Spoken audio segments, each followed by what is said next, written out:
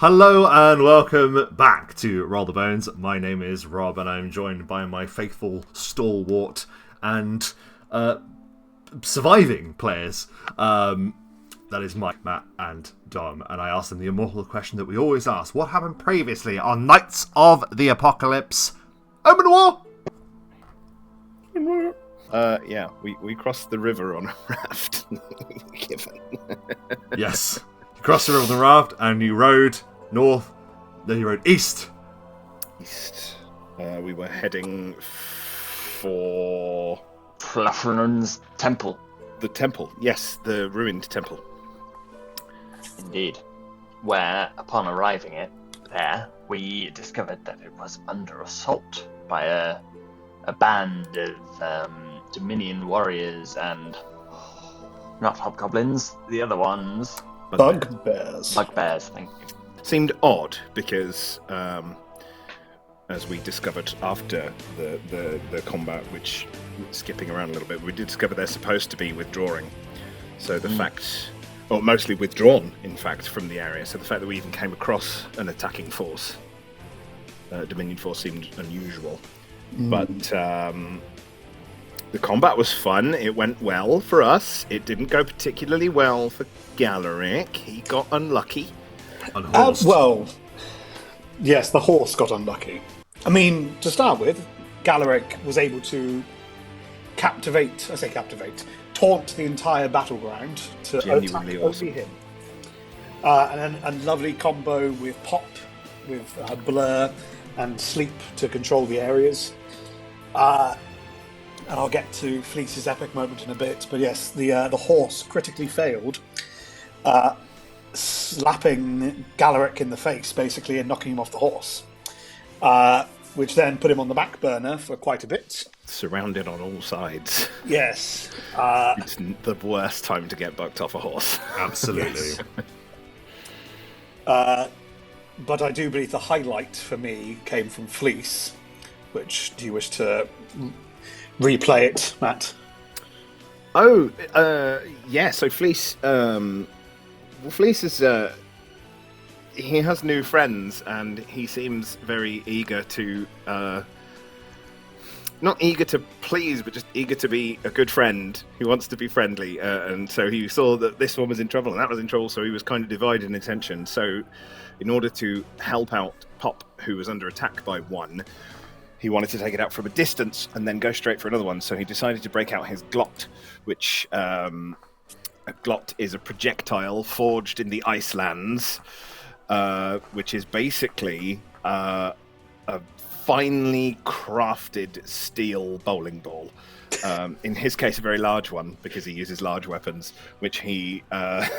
If it's been said he bowled a strike, because I was not expecting to get a nat 20 on the bowl. So good. So instead of just tripping the person that it was supposed to collide with, it hit him straight in the face and stoved his fucking face in. Smashed him dead immediately. Which was one of the most surprising moments of the evening for me, I have to say. Yes. Did not expect that to happen. Thoroughly enjoyed it, though. So the battle raged, and eventually the tables were turned, and both Dominion and their mercenary accomplices, the Bugbears, were slain by our adventurers. Yes, and we noted that their forces didn't come and help, really. Correct, yes. They came out afterwards, which we were, because we're nice people. Didn't think anything of it at the okay. But, you know, a little bit at the back of our heads was like, okay. A little bit shitty. Seems a bit odd that you wouldn't, you know, come and help when you've got backup. But whatever, you do you. Mm-hmm. They offered you, in return for your heroics and them capturing some of the Dominion soldiers as well, decided to offer you their friendship, as followers of Fharlanghn are wont to do. However, But they didn't appreciate Pop's jokes about their names all being Journey. you got a sense motor check, and you realise that none of them like you, and you're The like, well-known travelling bard group Journey that he was referencing. Amazing. But that still wasn't quite enough to set off the alarm bells sufficiently, because we still stayed there overnight and were thus woken in our beds by various Assailants. assailants. That's the exactly word, the word. Mm-hmm. Yes, they showed their own form of hospitality. There were It was, two cultists trying to stab Galerick to death. One of them with a Yes. trident tried to bag Pop. Galerick wasn't prepared because he didn't quite make the listen check. So he was awoken by these two people just fast asleep, like, what the hell? He was like, trying to do like touch spells on him and everything, and he woke up like, oh god. Like, wait, what are you doing? And then Pop and Fleece did make their listen checks, I believe, and they were... Well, Pop was completely in the buff. Yeah. Because I assume he only wears, like, robes anyway, so... You know... Well, he wears quite a nice sort of dinner jacket and stuff, but yeah. Yes. Yeah, you can't wear that to bed, can you? Not today. Most terrifyingly of all, I would argue, was that Fleece, yes, did pass his listen check and could hear the sounds of digging as something was trying to come through the wall. Luckily, Fleece wears specially crafted ice armor, which is incredibly lightweight compared to normal armor of its kind. So he's pretty much able to sleep in it. And being a traveling sort, non-stop traveler, he doesn't really strip down for sleep. So he was prepared in that respect, but certainly not prepared for the what was it called? It was a howler. Howler. What? Sorry, say that again. Howler? A howler, that's the one. Thank you. Sorry, my sound went funny. Yes, I think we all said it at the same time. Yeah. Oh, Lord. A howl! We started a howling. A spiky bastard came through, dug its way through the wall, and tried to get its spikes in. Did get its spikes in, I think. Actually, I think Fleece took some wisdom damage. Took 1 point of wisdom. Oh, that was its howl. You're fortunate that its barbs didn't get stuck in you, because every time you fail a reflex save, another barb gets broken off in you, and you incrementally take minuses to your attacks and your armor class and all sorts. Yeah, the more barbs you get in you, so you got very lucky. It was a reflex as well, which is not his strength. He got very lucky with a very good roll and got away with that, and then managed to do it enough damage, take it down pretty quickly before the fight could, because he wasn't prepared for it, and so yeah, and then discovered he was locked in, so had to beat his way out of the room. And I mean, it was all craziness and chaos. One of them tried to set fire to Pop when he vanished and poured oil under the door that he closed behind him, but Pop managed to sneak out. Galerick just brutalized them in the room, and then eventually, after a bit of sneaking around, the battle was sort of ended on a note of subterfuge, with Pop putting a number of them to sleep and placing them in cages.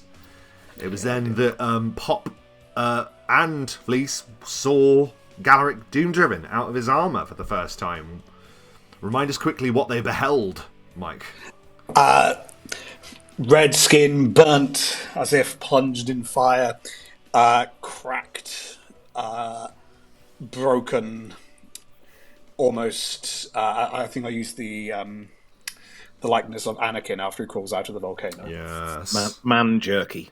Pretty much. Chapstick He needs more than one chapstick. to apply to his whole body. Yes. Yeah. Some after sun, maybe. Just a bit. Sablon. The last thing that we addressed at the end of the session was one of these cultists that had tried to murder you in your sleeps was quaking and jittering and crying out in his sleep. He says, because they kept saying, Galerick overheard them saying, in Slaughter's name, in Slaughter's name. It's sort of like their motto. And you then soon learned who they were evoking, for one of them called out in desperate panic in their sleep, in Slaughter's name, in the name of Erythnul. It is there that we're going to return to our budding adventurers, and we find that the Temple of Fharlanghn is but a ruse to hide the lurking ambitions of Erythnul. I'd like you each to make a religion check or an intelligence check. I guess I don't think any of you have religion, but standard intelligence is fine. Oh, 12.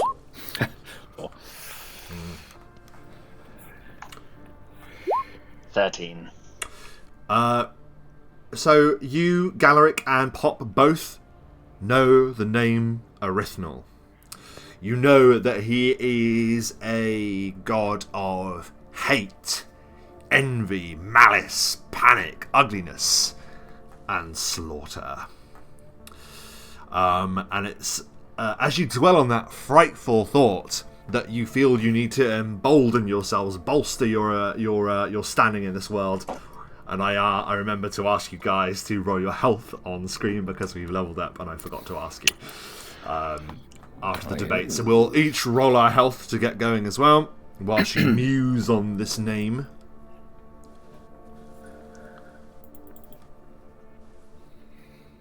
I shall go first. 3. Shit. Okay. Oh, Sadly, ignoring 1s and 2s, not 3s, sadly. I suppose I will go next as I'm next on the screen. Okay. Please do better. I've done nothing but roll minimums. Oh, hey! What was he now saying? we're talking. Maximilian HP. Maximilian The HP. cousin of Maximilian Damage. Maximilian damage. Mm-hmm. Oh, He would have survived the death. Yes. Of Maximilian Damage. Sadly, just wrong a cousin. few more hit Wrong points. Yeah. cousin, yeah. Isn't that always the way? Oh, that's that's good stuff. Very happy. Nice. Oh. Not so good. And a 4 for Galerick, Doom driven indeed, perhaps, as you aren't as bolstered as perhaps you could have been, but never mind. And as sort of this shrieking burns away into just embers of mutterings from this psychotic cultist in his cage now, as he sort of falls into a terrible uneasy sleep, ensorcelled by Pop. I ask, what do you do? I'm just going to get into my armour. Don't mind me. Pop, can we get He another... too says Pop, and he's going to cast Mage Armor on himself as he creates illusions of armor and places them on his body, and they become almost real. So cool. I just typed in the wrong 4. 4. That's how much armor class I get to my bonus. It is. Blaze will nip back and put his boots back on. That's all he needs to do. Just his cloak. Would Clip you his like a cloak hand, back onto his one shoulder. Galerick? Please. It would be my honor, sir. Yes, if you could just strap me up at the sides, that would be awfully kind You of want you. me to do what? Strap me up at the sides. There's a lot of straps and buckles here that hold this all in place. Oh, I see. Very well. Technically, I had a quick look. You can't get into full plate armor correctly unless you have somebody help you. Otherwise, you're fatigued. I like to think Galerick had his horse help him. It was like, guys, hold this. I mean, yeah. Fair enough. I guess. Right. Fair enough. Not a rule that we will adhere to in our high fantasy setting, but sure. Nice. People jumping into armor in a heartbeat. Not quite that, but fair enough. You put on your armor rather, and the helmet masks this face, and Lise and Pop I guess you could do a check. You can do a... If you have a knowledge the planes, if not, it's just a straight intelligence roll of some kind to determine if you notice anything about Galerick. 13 again. Well, a D10 isn't. Oh, that's a D10. Oh, that's. I'll try again. Roll the correct dice, Matthew, if that's alright. That's not much better. So, one lower than had you kept it, so very good. Yeah. Other than what Mike already described, of course he described his burns, he described the sight of missing horns, now sort of just the filed endings of them upon his brow. Nubbins. He looks like he's yes, one good yawn away from splitting the skin, like at his cheeks. It's all nasty.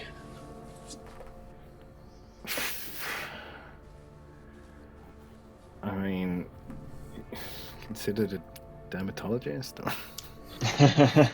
So these words you speak awfully. A skin cleric? Skin. Oh, skin cleric. That just sounds like a really, really weird, horrible class. I think, Book of What Valdanis. class are you? I'm a skin cleric. I bet it exists. I bet it exists in the In one of the books. No, I think Fleece is just like, just feels bad for you. I think he just thinks that you've been horribly burned. Like, that's it. He doesn't know anything about any other demonic whatever. You just look horribly burned. In fact, he's even more impressed that you're able to do what you can do whilst probably uncomfortable. It's like, respect. Respect, yes. Respect.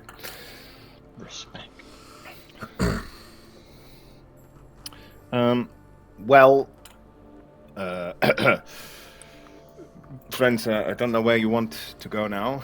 I was, as I said, accosted by some pest in my room, spiny creature, which appears to have opened the way into some sort of cave network. It goes down, so I assume it is underneath the facility. I don't know where that leads, but it's probably one way we could look.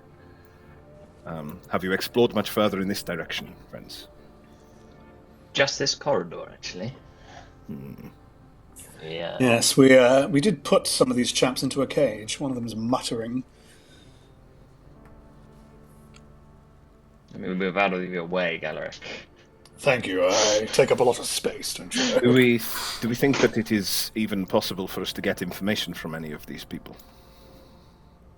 Oh, Galerick. I accidentally stood on you, sorry. You hit my metal.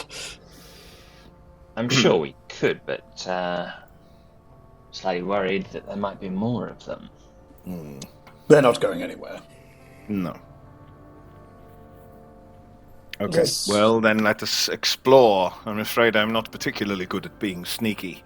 Far more of a head-on sort. Well, there is maybe something I could do about that.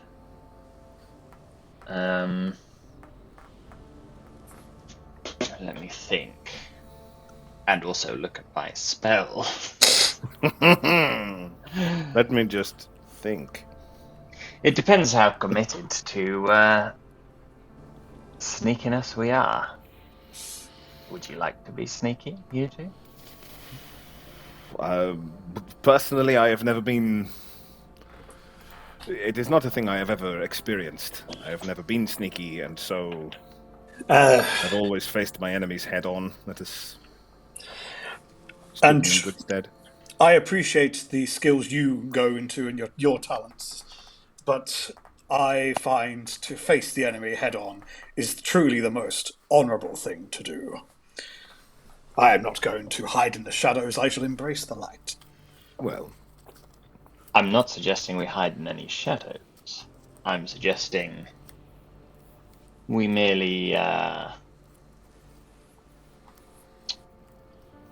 tweak the light a little.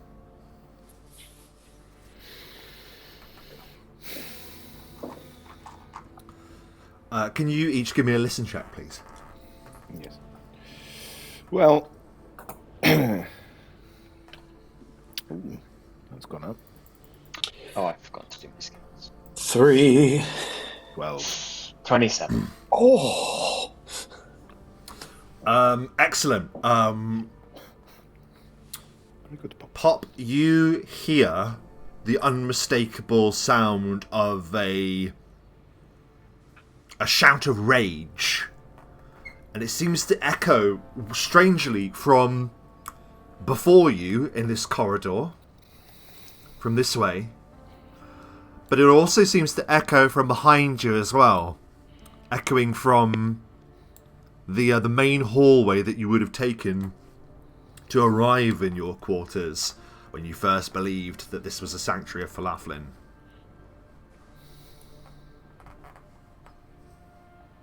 So from two directions the same shout comes.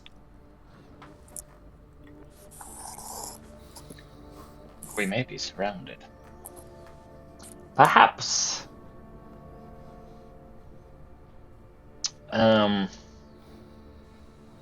Maybe we could do a little learning in the meantime. And,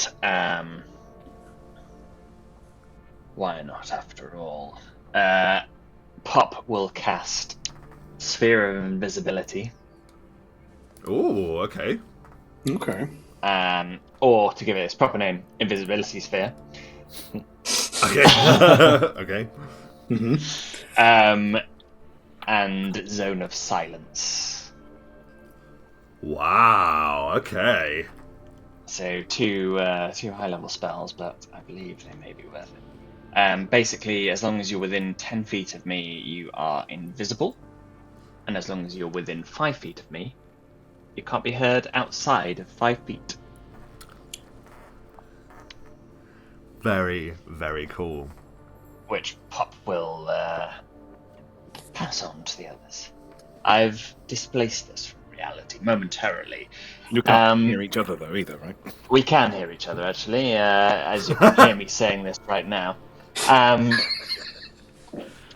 thought with the Zone of Silence you weren't able to hear anything inside Zone of No, Silence. that's silence. Zone of Silence. You can hear everything I say, it's just nobody outside of the 5 feet around me can hear. Little soundproof wall. Cool. I appreciate So I've this, displaced this.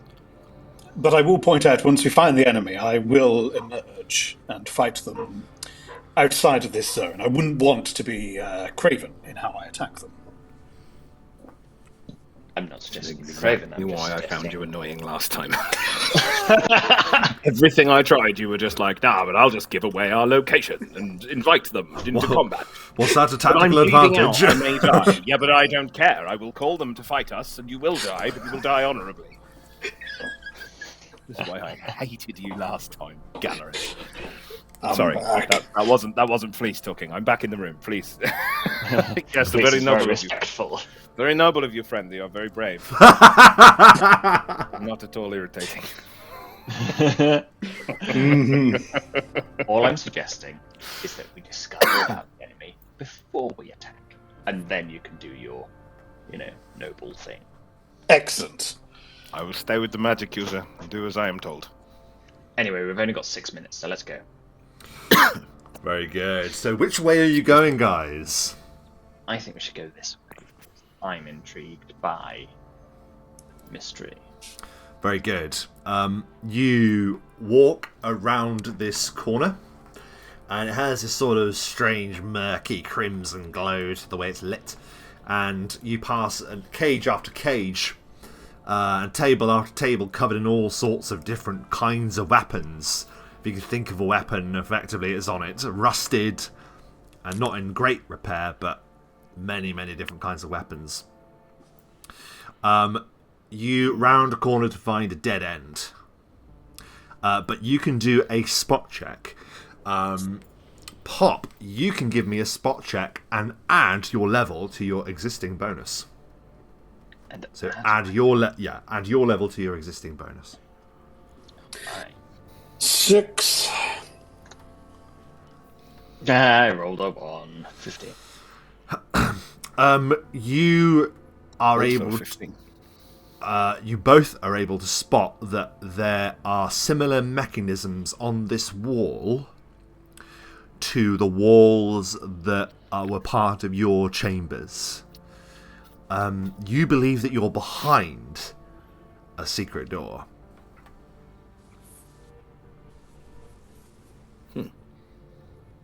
Well, I can open it if we want to go further, or we could go the other way.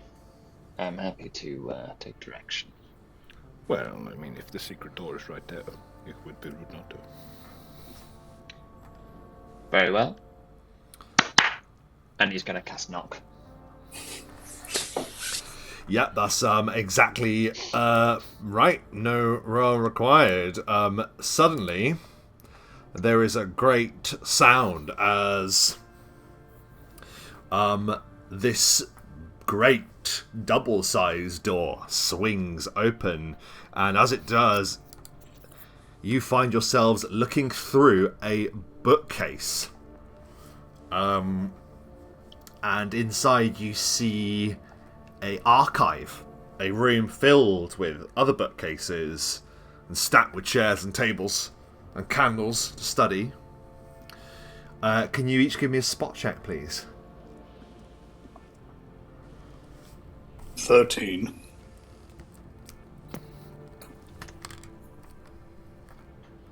$23.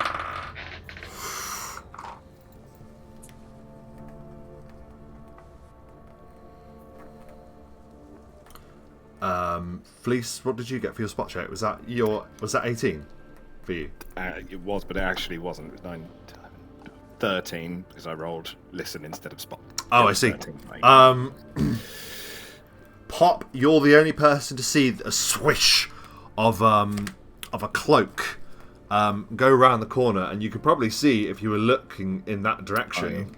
I can see it. Yeah. You see a figure swoosh around the corner, and a cry goes up. They've come this way! They found the hidden door! Roll initiative. Wait! We are still invisible. You're invisible and silent. All they know is the door opened. They're going to shout that, but they revealing that they know that you're around, that there's someone loose. But that's a good point. They wouldn't know that it's you. They wouldn't know where you are exactly. No, I guess no initiative then. There's a shout as the door opens, and they've spotted that the door's opened.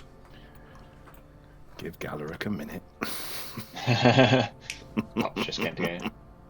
Don't worry, they're quite unaware of our presence. Let's get a little closer, shall we? You can hear mutterings about, why is the door opened? Come on. Stay close.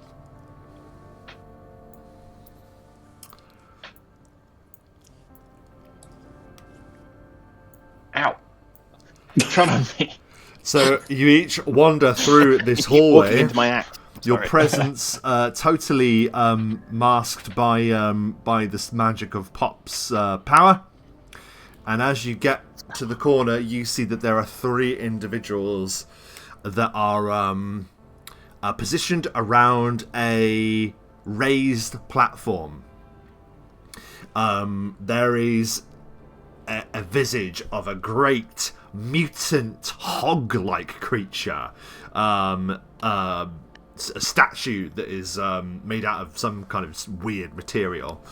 And they're all sort of hunkered there as if preparing to make an ambush against some threat. Do we recognise any of them? They're not the guys from upstairs. Yes, you absolutely do recognise their number. You only caught 2 of the names of the journeys that you met. The fake names for the faithful of Fharlanghn. Journey Mygot was their leader, and Journey Fife. You don't recognise either of these 3 to be those people, but you probably saw their number upstairs when they were holding the barricade.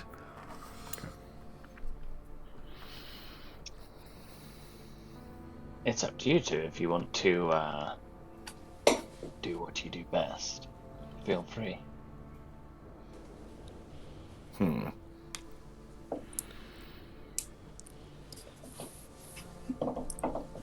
Fair enough. I'm Just- guessing, Galerick, that you are not interested in some sort of surprise attack. Oh, no, of course not. You don't do surprise attacks, no. If you wish to, that is okay. I will leave you to do that. But I shall wait until they can defend themselves, just to prove their worth and mine. Right. Okay. To prove their worth. I can see your And veins. mine. Just That's fine. That's totally No, sensible. actually, he's being a lot more reasonable than I remember him being last time. I'll have you know. The campaign is early. Let's. He's saying if you feel that you want to do it, that's fine. As I recall last time, it was you shouldn't do that. It's not nice. That was all I've done. yes, but I do believe you were also a crazed necromancer. I was definitely a bad guy, but like it doesn't matter. The yeah. the threat stands before you, but you are utterly unnoticed. But they are throwing their glances down past you where that door is open, for unmistakably that door is open, and they are concerned about that. And that's what they're talking about. The one armed with a bow, who is ready to take a pot shot down that open range, keeps like shifting his gaze and saying, "I can't see anything. Not from here." Pop, if you enter the space that I am currently stood in, and I step forward, Yeah. this space here, There we go. I can remain Perfectly invisible timed.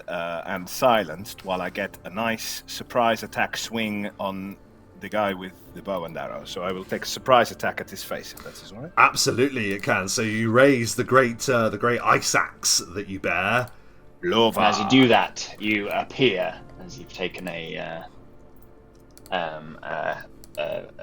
Right, okay. aggressive action. However, I do not appear, and neither does Galerick, until he steps outside of the sphere. Excellent. I appear, but I still get my surprise attack. I'm not like Yes. appearing. Yeah. Well, it's just basically this after way. you've. Yeah. Say that. But Would you know, be it's really cooler for you corny. to appear as you swing. Oh crap. So yeah, that's so he will be flat-footed and stuff, won't he? And he's He an is archer, absolutely based flat-footed. and he's not wearing a lot of armor, is he? He's an archer. He appears to wear studded leather armor, so he has some on him. He looks to be a ranger of some kind, perhaps a I'll rogue. take off 3 for a power attack, Okay. and go for a good old swing. You raise it and you bring down the mountain. Let's see it. 23. A 23 Yeah, is we an allow it. immediate strike as you land the blow. Very good. Lovely. So that'll be plus an extra 6, won't it? Yeah, I think so. Because I took 3 off. So Uh-huh. Two-handed, yep. 26 points of damage as I try and lop off his head. And you absolutely succeed in that endeavour. What is it like as you just burst from invisibility and execute the man? Literally, just that's all it is. It's almost silent, 'cause I think the silence is still kind of Technically active, lingering. yeah. So like it's just silence. His head just comes off, and then all you hear is the thump, thump, thump, thump of his head as it rolls towards his 2 compadres and just sort of lands on the floor between them, because that's the way I've swung. And then he just looks up and says, "Hello there." No, I'm joking. Oh, there.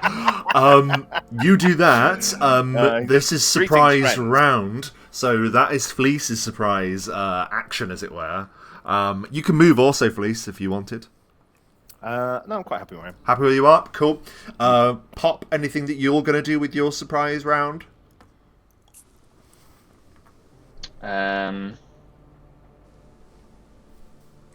Yeah, why not? I will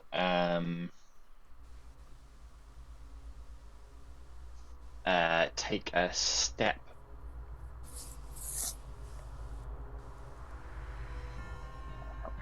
I was gonna do a cone attack, but I can't really. Can I poke if I stand directly behind place there, can I cast it so that it would get these two guys? Yeah, I'm going to say that you can just stick your arm through. That's absolutely fine. Great. I'll cast Colour Spray in that case. Yowzers. So if they have 2 HD or less, they have to make a will save first of all. Regardless. They are going to make a will save, yeah. DC? DC it's an illusion. They're denied the dexterity, and it's level 1, so that's 19. They are both a failure. Both of them fail that roll. One of them is close, but sadly both of them succumb. So you hit them with Colour Spray. Wow. So if they're 2 HD or less, then conscious, blinded, and stunned for 2d4 rounds. Oh, then absolutely, you just whip round the corner. What is it? Was it like as you render them unconscious? You totally defeat them as those two collapse to the ground. So they're 4 rounds. Pop just appears and just reaches into his pocket and just casts a load of dust around the corner, which just goes straight into their face. Multicolours, just dazzling them for a second, and then they fall down unconscious. A blast of many colours, and then as your eyes adjust, the rest of you see they're all just slumped on the ground.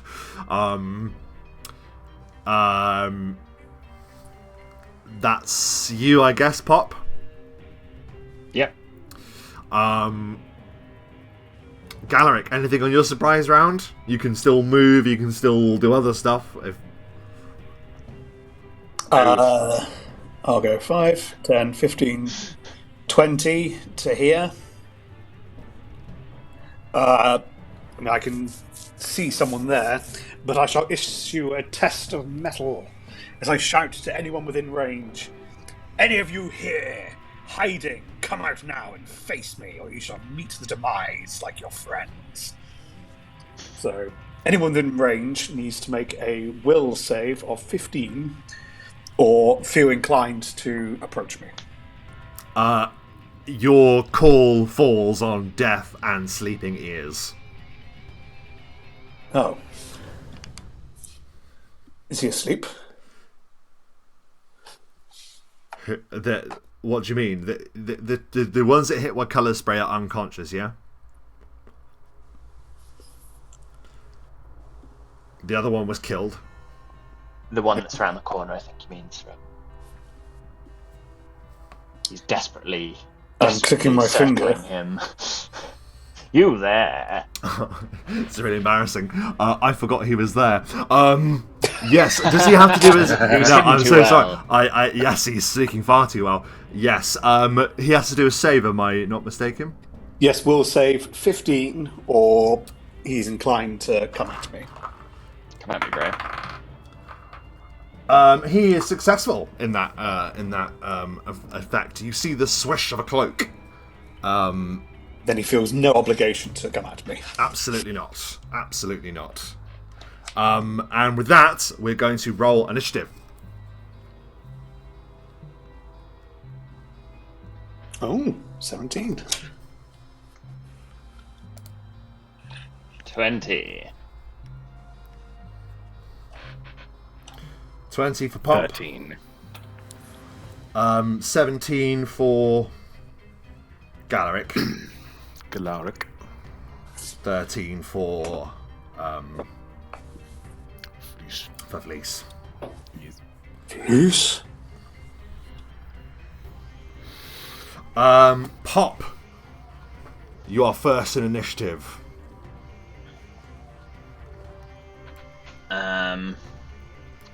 I've used quite a lot of spells, so I'm going to delay until after Galerick. Very good. Actually, no, I'll delay until after Flis, I think. Okay, you will delay. However, as we are now in normal initiative, it is this individual's go.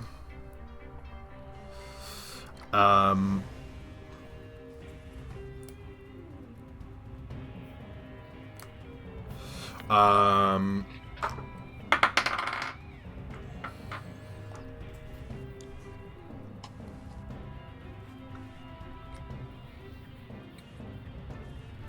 runs out of your field of view and seemingly vanishes. Galerick, it's your turn. Shit. Come back here. 5, 10, Howard! 20. I see you. You do this. Well, can you do a spot check, please? I see him. Do you see him? Critical. But I know DC 19, that was his high check. So, Galerick, what's it like as you walk through the door and you see this rogue hiding behind this water reserve? Like it's like a big water barrel almost, and he's sort of hiding behind it like that. I won't say much. Because he's looked across and his eyes just gone... Is it like in Kill Bill? It's exactly like Kill Bill. I'm going to double move. Coward. To there, with my glaive out. Because I know... Yeah. Get your glaive out. Standing by. That's all I can do. Okay. Are you trying to hide the fact that you can see him, or you just move towards him? There's no... I just moved to the centre of the room, so... I guess it's going to be really difficult for him to be able to do a sense motive when you're covering your face as well, so it'd be very hard to tell if you actually are going for him. We'll find out. That was Galerick's turn. Flis, you watch as Galerick, Doom-driven, this knight, charges into the other room. What do you do? Well, I suppose all I can do really is 2, 3, 4, 5, 6, 7, 8. I can move to here. Do a spot check for I me, have please. to run round everything. Mm-hmm. And that's as far as I can get. DC 19 is the... Yeah, I can't see it happening somehow, but we'll give it a go. No, 12. No, you don't spy him. So perhaps add to the feeling that the rogue might think he's in a place of security right now. Who knows? Yeah. So that now triggers Pop's delayed turn. I think I'll have to move twice to follow. 9, 10, 15, 20, 25, 30, 35. And remind me how we've done delayed turns in the past. Will that now automatically go to Pop's turn at the top of the initiative? That's how we usually do it, isn't it? No, If you delay, he replaces that point. You Yeah, put yourself wherever you delay. Unless you good. ready an action, delay shifts. That's what I'm thinking of, yeah. So Pop is now delayed behind Flis permanently. Great. So you move around the corner. Is there anything else? Yeah, what did you do? I try and... Oh, spot check, of course, yeah. Yeah, 10. You don't see him. I don't see him. Do you see him? Mm-hmm. No. Flis and Pop just go back to their normal activities. Must have been a rat. I guess it was nothing. We are back to the top of the round then, which now means that the rogue is going first.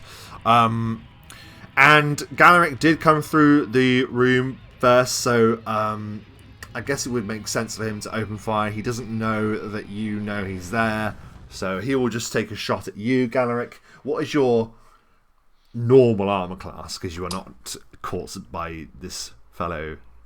Oh, I know. Surprise. As I know he's there, I'm using my shield block, so it's 23. What is it like as this arrow just twangs from this vicious-looking short bow, and you deflect it? Galerick doesn't move, but his shield just goes as it spins around. In panic, he realizes that the number's up, and he'll go. He's going to go 5. As he steps, he provokes an attack of opportunity as he leaves my threat range. Does he get anything if he has well, I was going to do a tumble basically to avoid you. That's what my thing was. Will that still trigger it if he does a tumble? No. But the DC is increased by 5 because of me being a knight. Okay, I will attempt a tumble, and it's just a standard DC, isn't it? If I'm not mistaken. Tumble at half speed is provoking while doing so. 15, so it'd be isn't DC it? 20. 20, yes, because of the plus. Okay, that is a failure. He goes to roll past your whatever you're preparing, but what do you do to catch him in your maneuver? As I see him rolling, I just lower my glaive, so he essentially rolls into it. Ba-bam! As I then provoke with the attack opportunity. 4. 26 to hit. You definitely just hit said him. 4. That's like, that was an anticlimax. 4. 4, 26, right, gotcha. 12 on the attack opportunity. You slice into him, and he gives like a cry of pain. Ah! As you slice into him, blood paints the wall. But he will. The tumble failed, so I'm going to say he's stuck there for the rest of his turn. So that is his turn. That was the rogue's turn. It's now Galerick's turn. What do you do? I take a 5-foot step back. Maintaining glaive distance between him. Your cravenous deeds end today, as I then go full attack. 25 for the first. It's a strike for the first. 8 for the second. Well, that will be a miss. So let's have you first. So 9 points of damage. It easily kills him, as he has 4 HP remaining from when you hit him the first time. So what is it like as you just rip him to shreds? As I say this, and I've got the glaive at a distance, I just charge at him as I drive the glaive through him and into the wall.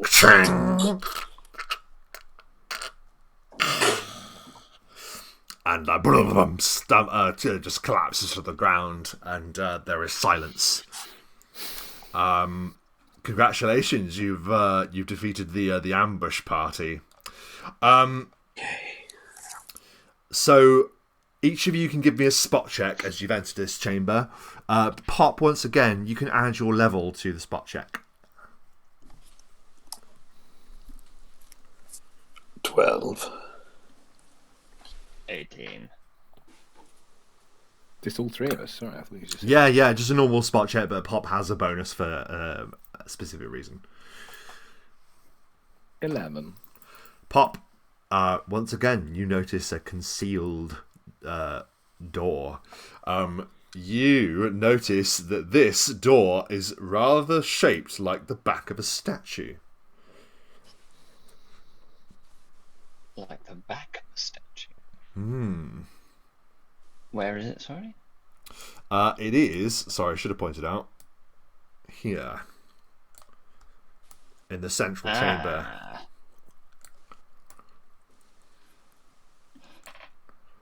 My friends, I believe this may be another secret door.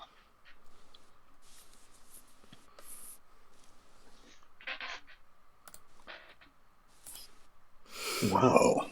Yeah, now that it's been spotted. How could I miss this? It's obvious. Quite. Well, to a trained eye like mine, many things are obvious that wouldn't be to the layman, if as it were.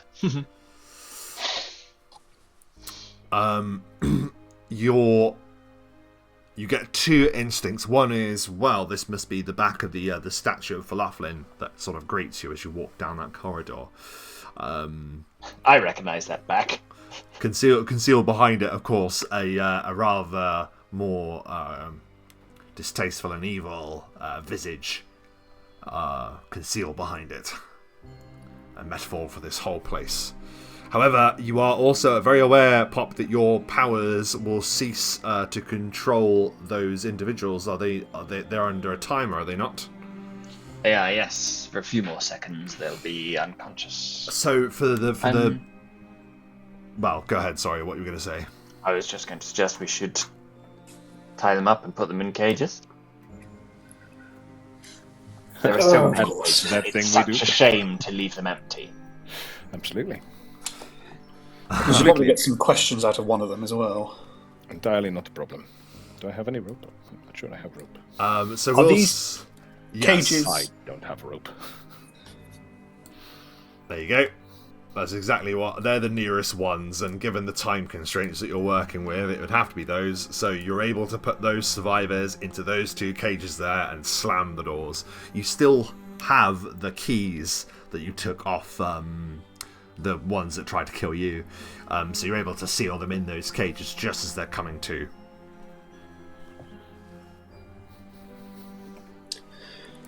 Well, Is there anything else in this lovely secret cult chamber? Well, there's an awful lot to search when you're up here. So, as I mentioned, the room that you entered through this secret bookcase is an archive of really grizzled, old-looking tomes of various titles. To go through them would require some checks to get some decent information out of them. And then the other side, there's like living quarters. You can see that this is a well-stocked area of supply. You can tell that robbed supply from both Reclamation and Dominion forces is within here. And ones could live in this place for a long time. You might even be able to sit out a war down here if you were inclined to.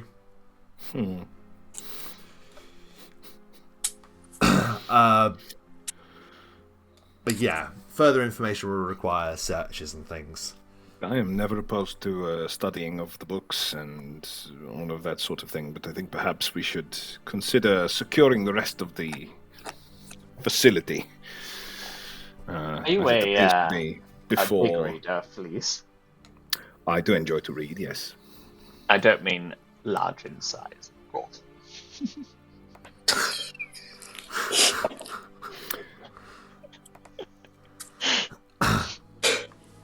Yes, I suppose to you I am quite large.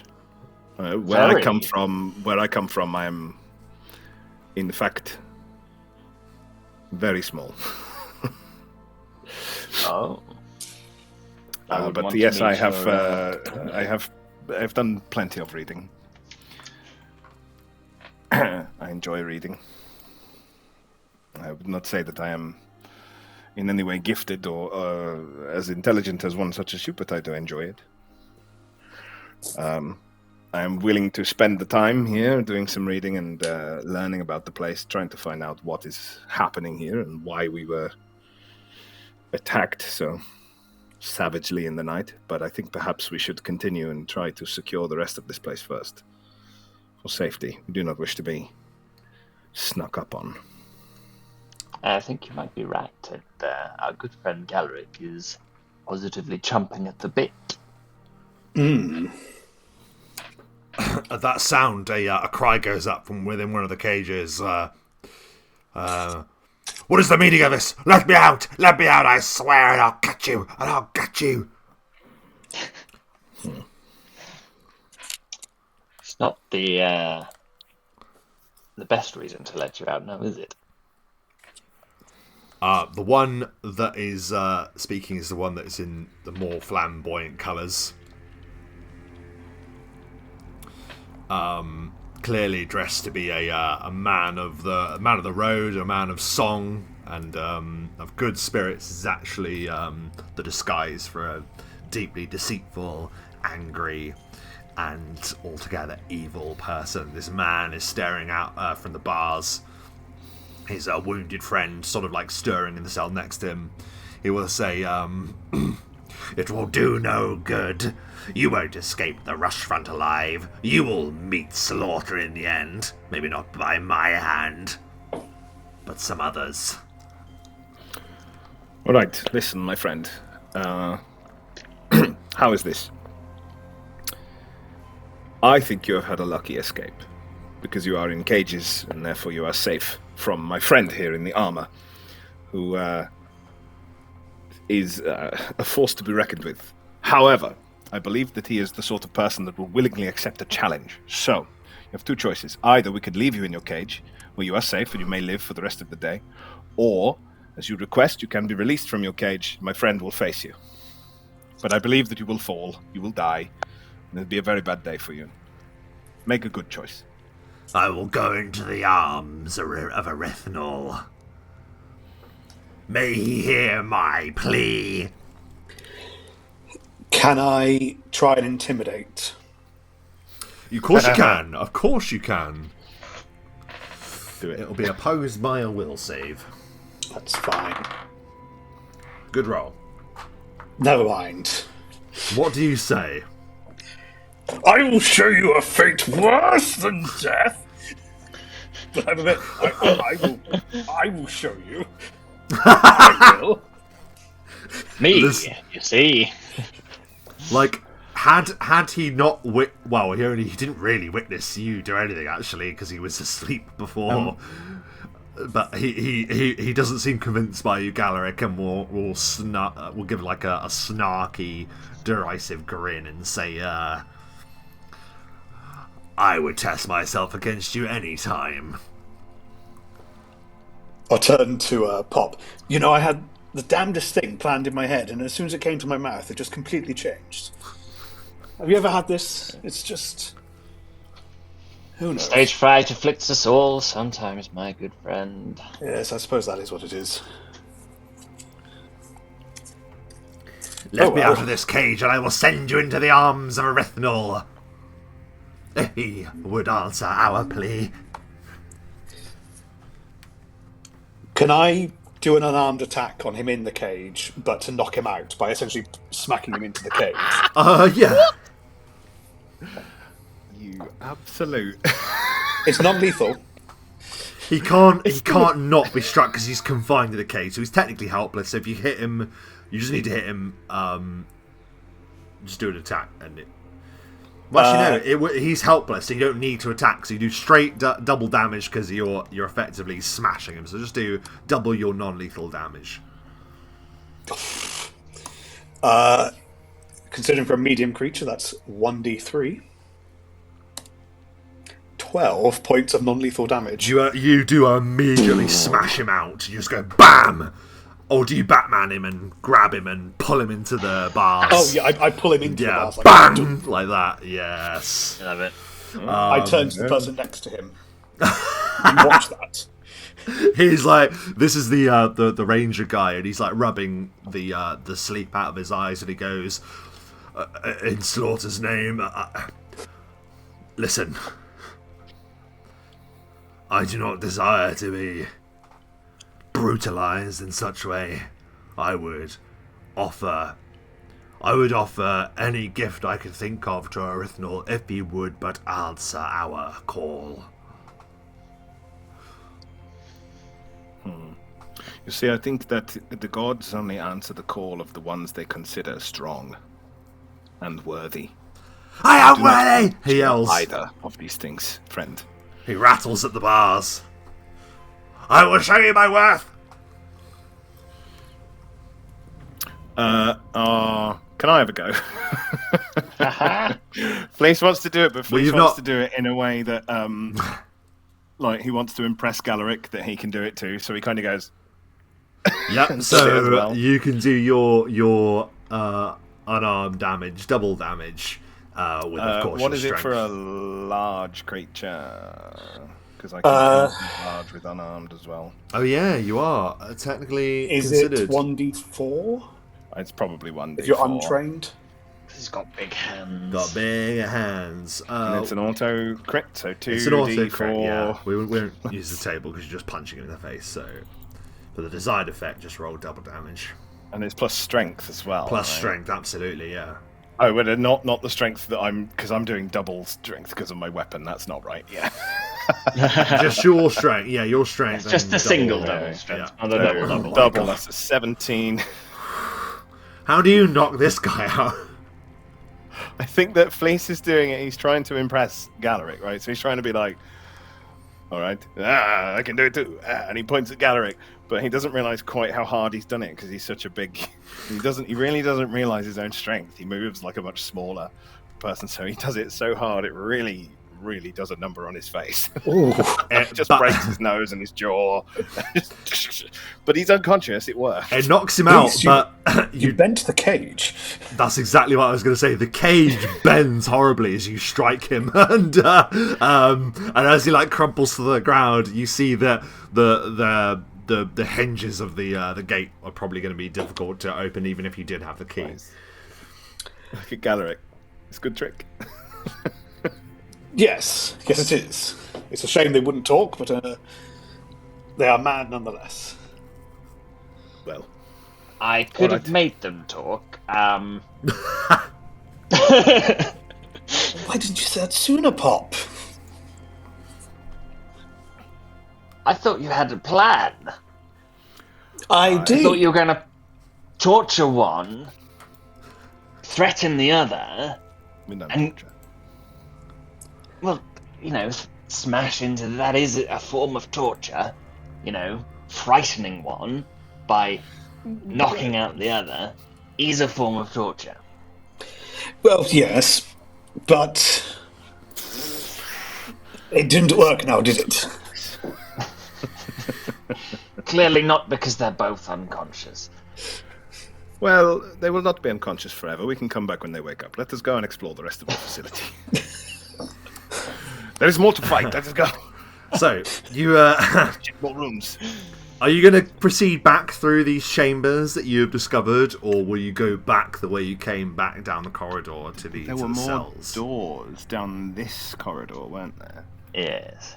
So why don't we go and explore the doors down this corridor before we go into the cave network? Because I think cave network that I found takes us underneath all of this, essentially moving to like a new Lower layer. level. And I think we should explore this layer first. We maybe we've due merit to go back to the surface to see what has befallen those above. And poor guys, I need to make sure he's okay. He's not at his meat yet. I'm sorry, you want He'll to go be back? in beef pie before we know it. You want to go back above before we explore? I know it's part of the exploration down here. I just want to pop up. Oh, I see. Okay. But yes. Okay. You speak of tunnels, but I want to make sure my faithful companion is all good. Okay, so you remember where the stairs are, and that requires going back through where your quarters are, and then down the main corridor to the stairs. the Are right at the stairs. end, yes. Well, I think that this corridor, it leads to all of, obviously these doors, these corridors here all lead to the rooms. By God, this room is on fire. Rooms.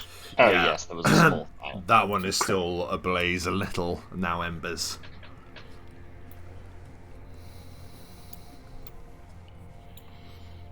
Have we opened this door yet? You see that there is a stout wooden door that goes off to the side there. I will try it. Oh, it opens.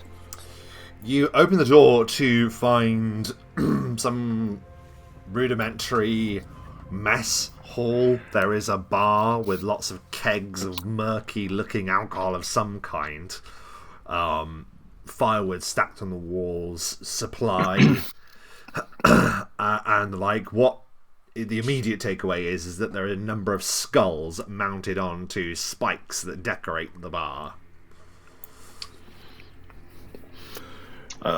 It is not a decor I would choose for myself, but each to their own. Agreed. Not a personal taste, but But there is fits the ale vibe in of the here. rest of the... Can you each do a spot check as you all gather in this room? Believe there is ale anyway. 8. 12. 17.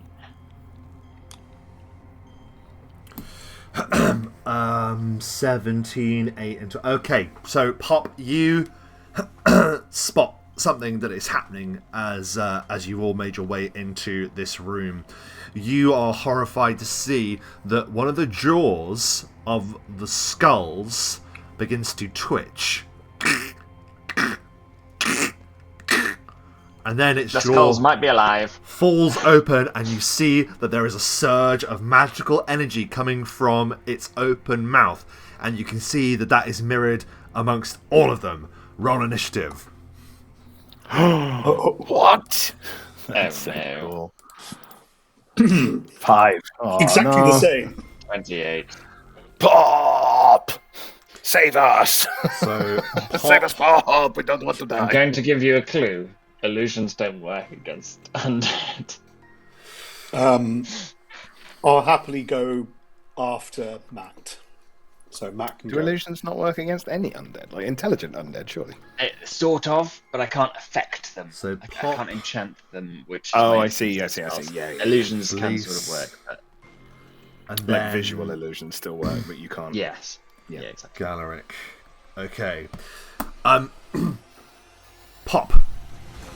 You see that these skulls are enchanted in some way. Whatever force that they had in life is powering some rudimentary destruction spells that are aimed at all of you. But you act first. What do you do?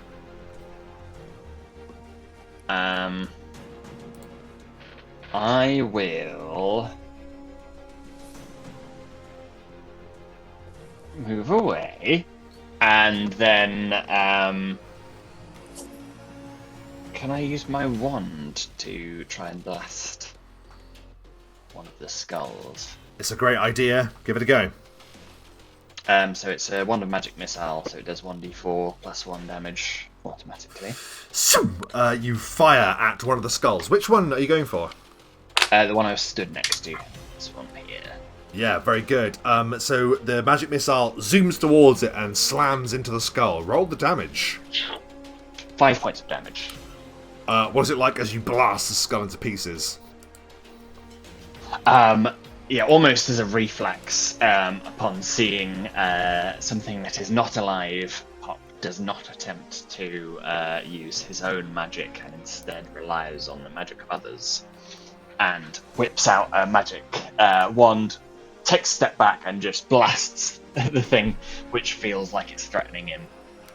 Incredible. And as you fire it... Oh, sorry, go on. I can take 2 shots. Can I split those shots, or does it have to be against the same Yeah, target? you can fire another one. Yeah, absolutely you can. Oh, then I would love to fire a second shot at a different one. Very good. 4 points of damage. And I'll do the one that is here, because it's between my allies. It smashes into it, but there's still a fragment of the skull that remains for that one. So I think Pop goes, look out! What's the magic word you say?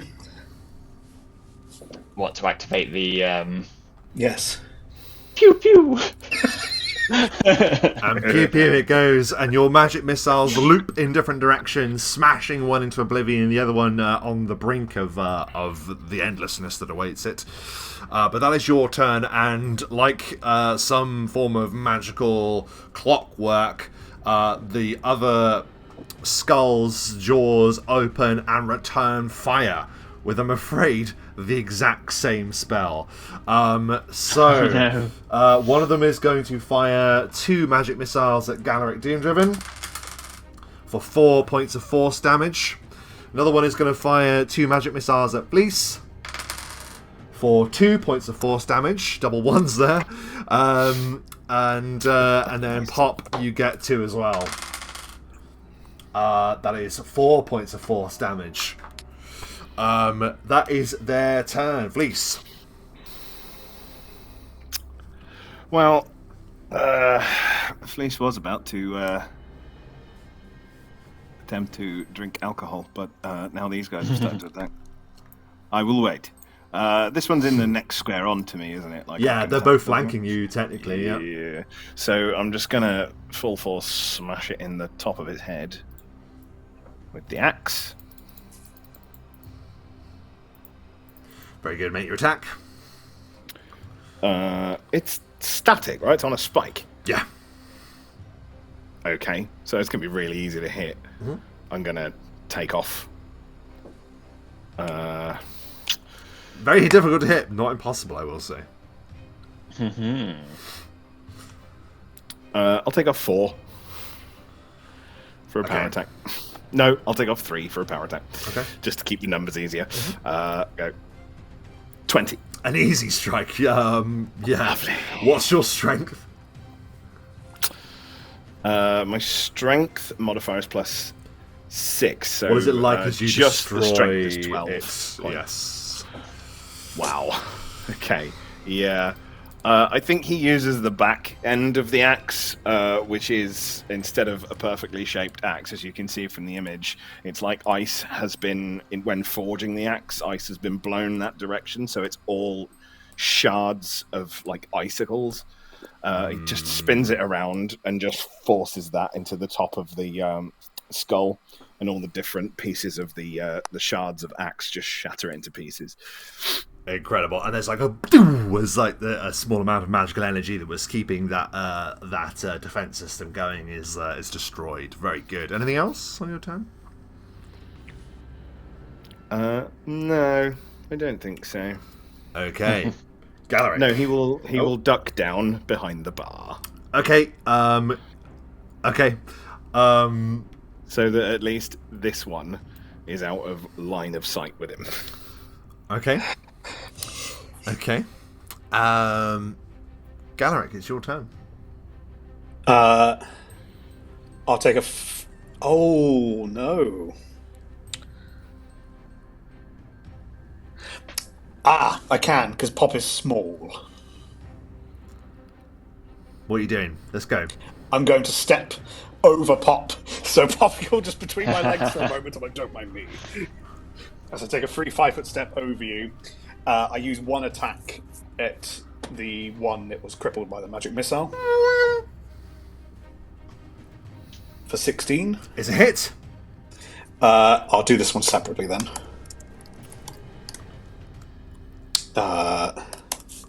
So 8 on that one. Boom! Is destroyed and the magic dissipates. And then my follow-up attack on the one up top. Possibly a fumble. Like I said, no. You might miss.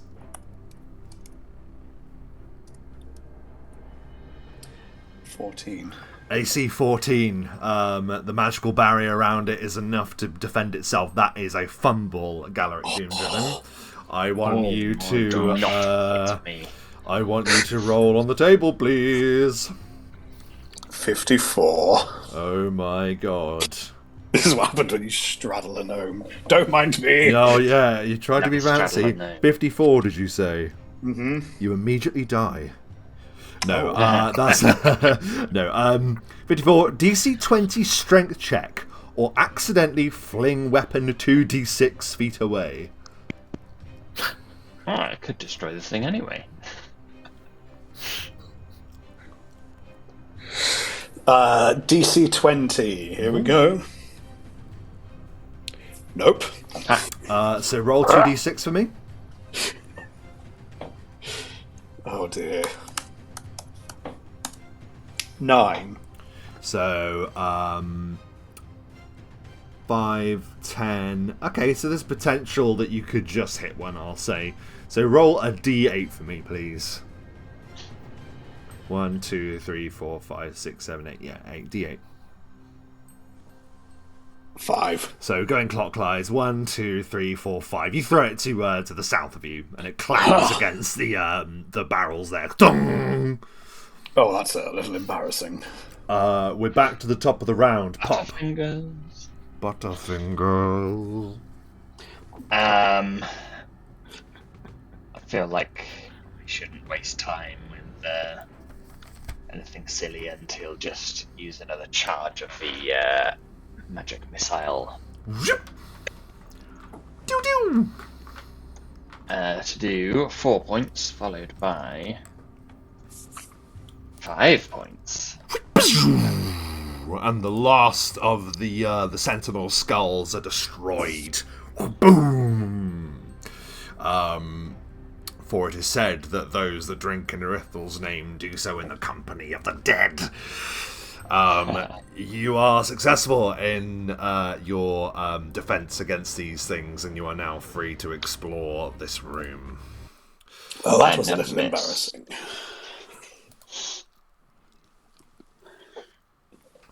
Sorry about that, Pop. I slipped over you there, and I didn't want to land on you, and I ended up throwing my weapon halfway across the room. It's okay, no harm, no foul, as they say. Yes. You can all do a search check for me. A straight search. Straight. Oh, 2. I'm too busy picking up my glaive.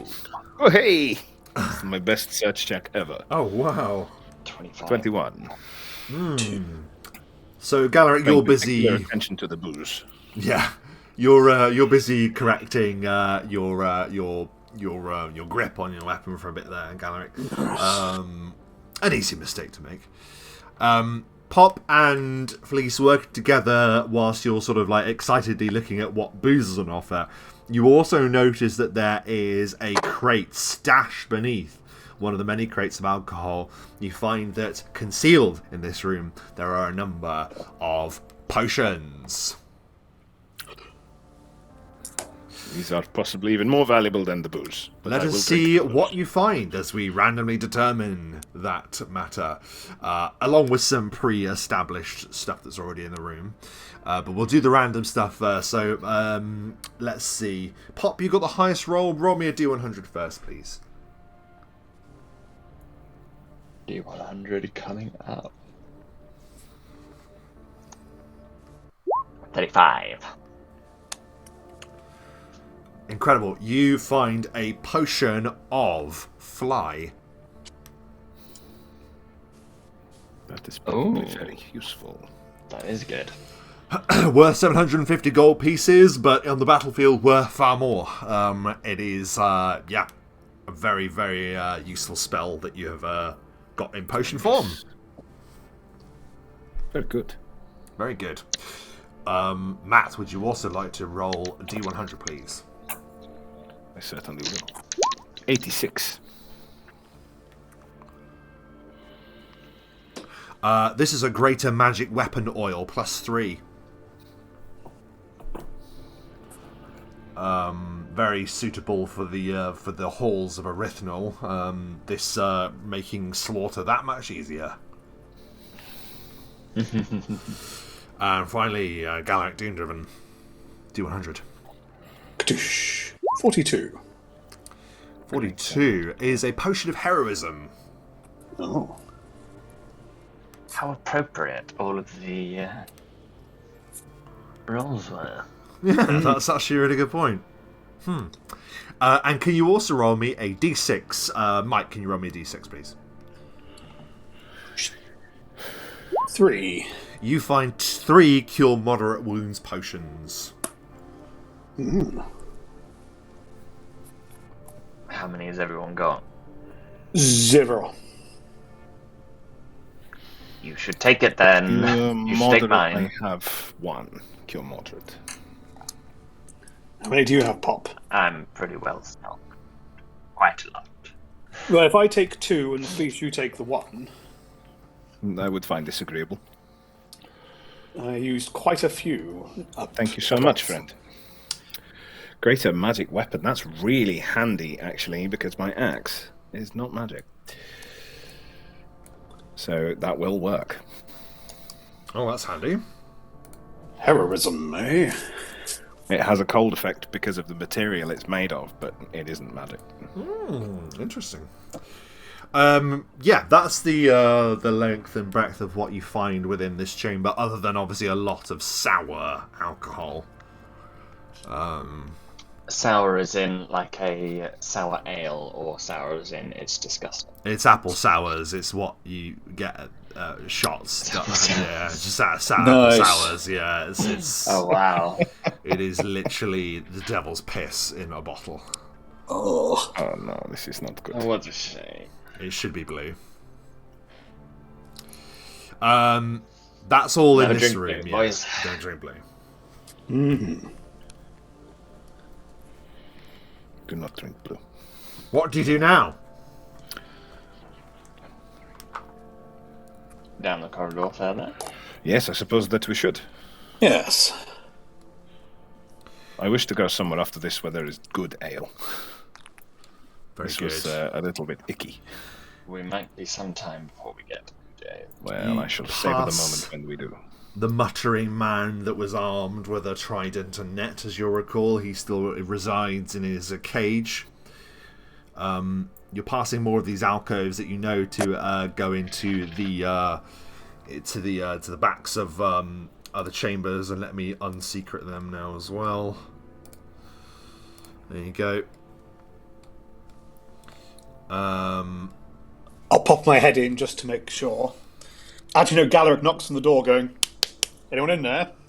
You Housekeeping. knock, and this one actually sort of opens on its own volition. You find that there is just an empty chamber there. I'll turn to Pop. What if there was somebody undressed and sleeping? It would be rude to barge in. There's no one in there. You could always have covered your eyes. But I wouldn't be able to see what was in the room if I'd done that. What if there was someone behind the door and they stabbed you in the face? Well, at least I did the right thing. I fought with integrity. Your enemies don't have integrity, so I'm just saying.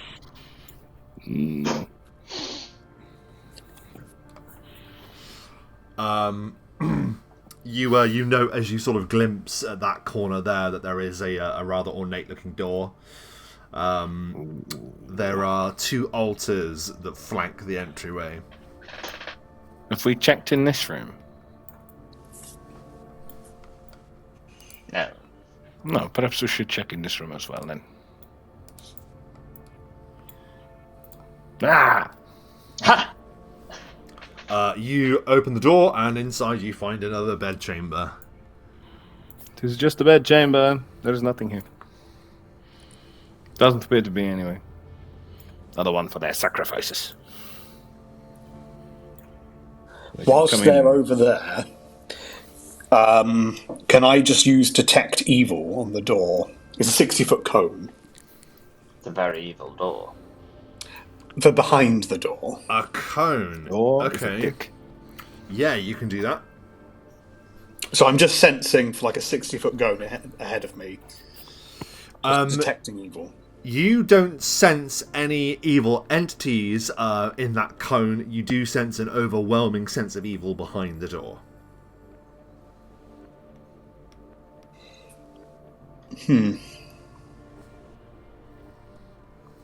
What are you doing, Galerick? That door's closed.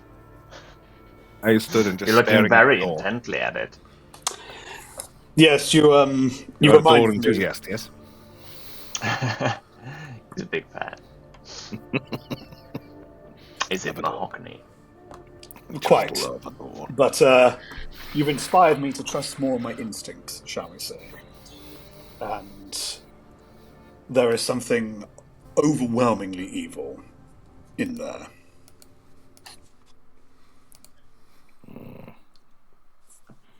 In that case, do you not think that we should go in and snuff it out? Pop, you can give me a spellcraft check, please. Spellcraft. Very well. 10. There's some glimmery magic upon the door. Oh. The door is magic. I think. Oh. Yes. I wonder. What might be done? Said magic.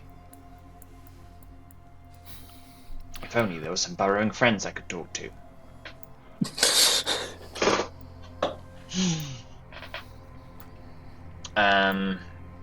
I guess I've not used any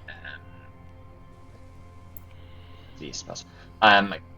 can I cast Detect Magic to attempt to discern more information about the magical door? Yep, glimpsing at that, you know there to be magic on the door. Can I wait a little longer while I study it? As you study it, you learn it to be some form of abjuration magic, and you can give me another spellcraft check now that you're able to look upon it with that magical eye. A worse roll. There's some glimmering magic on the door. It is abjuration of some kind. Abjurative magic. It's not my expertise. However,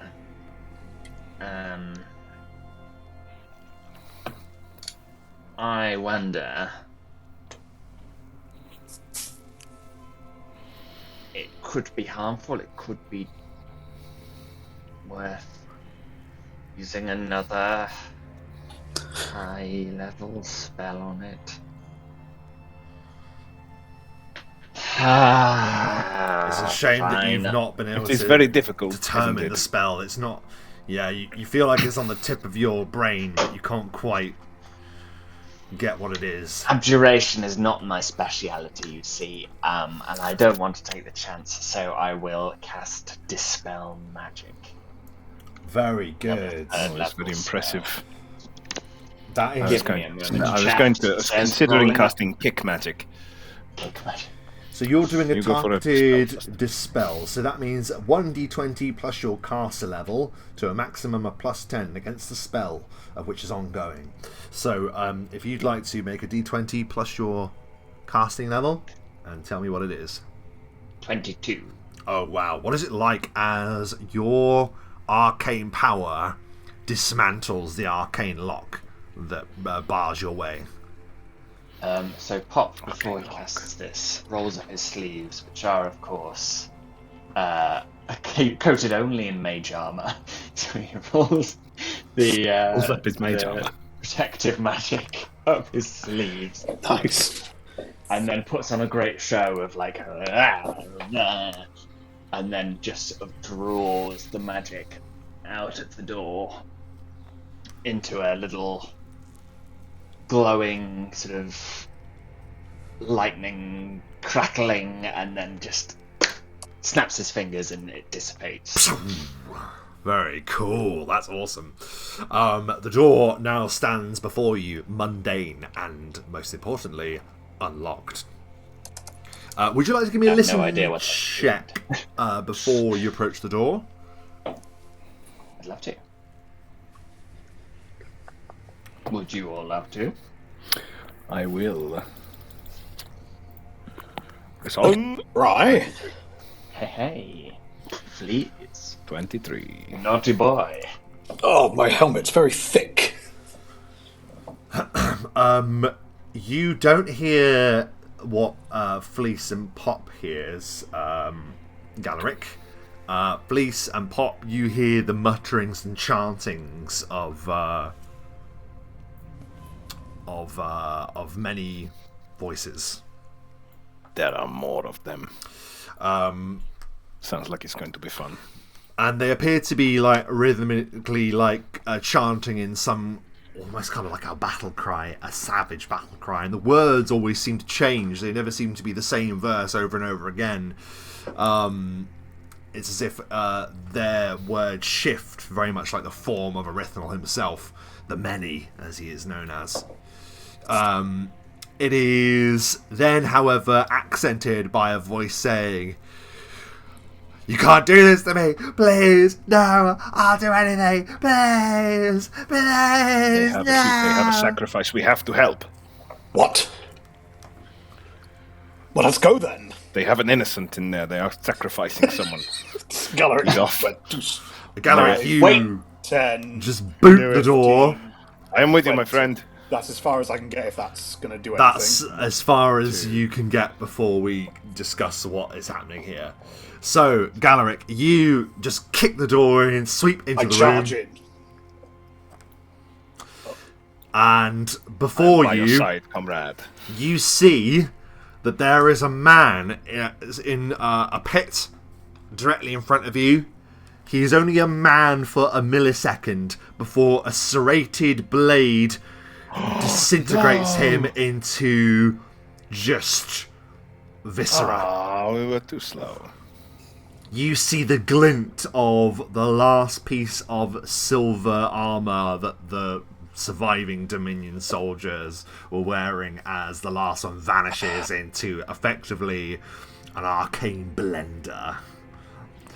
And before you, at the top of this altar, there stands the man who introduced himself as Journey Mygot, closes a fist and says, "Malice Mygot, at your service, adventurers.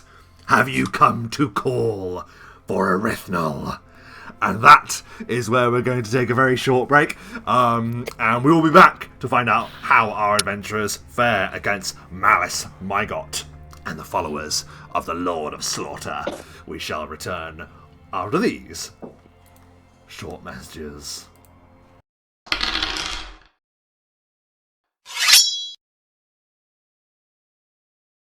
Journey Mygot spreads his arms wide now that his traveller's cloak is cast aside that you saw him wearing earlier. You now see him in these greasy, greenish robes that seem to like drape off his old frame. He stands at an awkward angle as if he's seen many fights in his time. And he says, "It is strange that it is you that have answered the call of Erythnul. We have slaughtered many, for where better to claim blood than on the field of battle? But the stench of death is rank. And yet you surpass those that come to slaughter you in your sleep, defying our tradition here."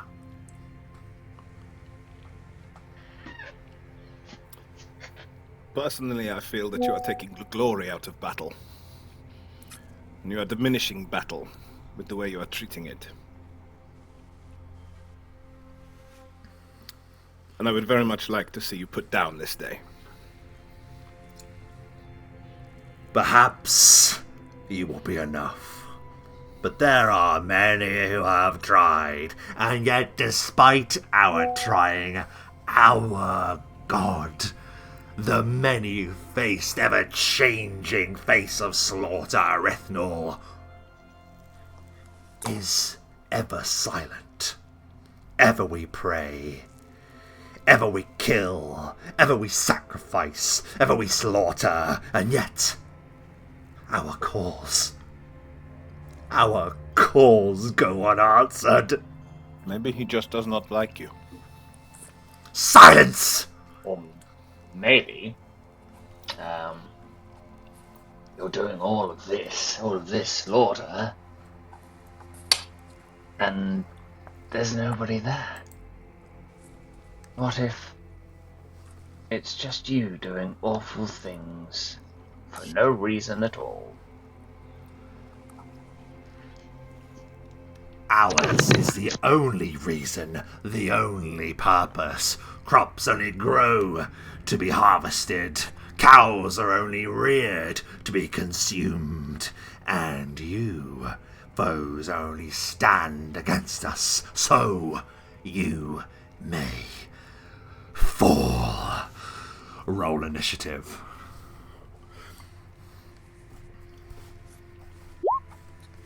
Thank you. Come on. Pop is so good I at don't know what I was Pop is expecting. on the initiative. 15. Okay. Guys, I'm just going to stand here and sharpen my axe for a moment. So Pop You is carry on without me. 25. bleeding heck. Galerick is 15. Aye.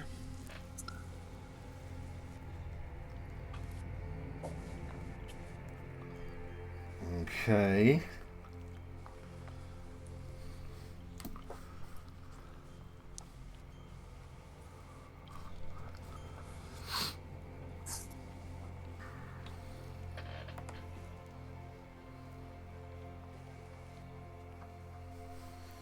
Okay. So that's that done. Let's do.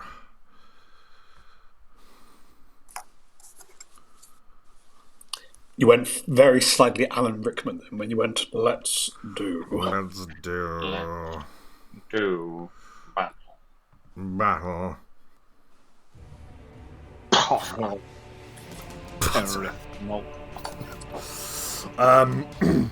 Mygot lifts. He lifts a shining blade. And as he does, there is a snap of lightning. And electricity begins dancing across his blade. And the lights in this room dim for a moment. The fires in the corners of the rooms dim for a second as this blast emanates from his weapon. But that is as he is drawing it. It is not actually his turn. For it is first Pop Glistergleam who goes first. What do you do? Pop is going to look at Malice, my god. Malice, my god, yes. Pop is going to look at him and say, "No, you crass being. You can stand and watch." And he's just going to reach out and hold person. Ooh, you absolute dancer. Okay, hold person. He's got to do a will save? Will save, yes. Okay. DC 20. DC 20. Okay. Oh man, that's an 18 on the die. I'm very sorry, mate. Damn it. You reach out and go to grab him, and he just holds up a gauntleted hand and holds back your magical power. Is there anything else that you want to do on your turn? No, I certainly don't want to get anywhere near them, so I won't move. He will raise both of his hands, and it is now Mygot's turn, and he will say, "Begun the blood!" It is the phrase that the magic mouth utters to enable these magical devices in front of you to animate once more. 3 deadly serrated blades begin spinning in the centre of the room. Feed them to the teeth of Erythnul. He will also cast a spell upon himself. Zoom! And there appears to be some magical buff that takes place upon his person. You can give me a spellcraft check, Pop. Very well. I'm not very good at doing spellcraft. Something emanates from a ring that he has, and this magical ring effectively gave him some sort of magical gift that he may not have had otherwise, as he completes his turn. With Mygot's turn complete, Journey Fife, the one that looked particularly affronted at your words, Pop, is going to go. 5, 10, 15, 20. Yeah, he's just going to rush 5, 10, 15, 20, and he's going to throw out a hand to try and grab your touch armor class. Please. Oh dear. My touch armor class isn't on my character sheet. Let me just figure that out for you. I think that happened last time. We always forget. I always do as well, to be fair. Yeah. Touch is just minus your armor, isn't it? That would make it 11. Minus your... Yeah, it's no armor, just dex. And yeah, just your dex, just to grab you. 11. That is a hit, unfortunately. I mean, it'd be hard not to. He reaches out and does 11 points of damage as he seizes you and casts Inflict Moderate Wounds against you. Do I not get a will save against Inflict Moderate Wounds? No. I don't believe so. Let me look. Thought there was. Let me look. I only say because I used it a lot as...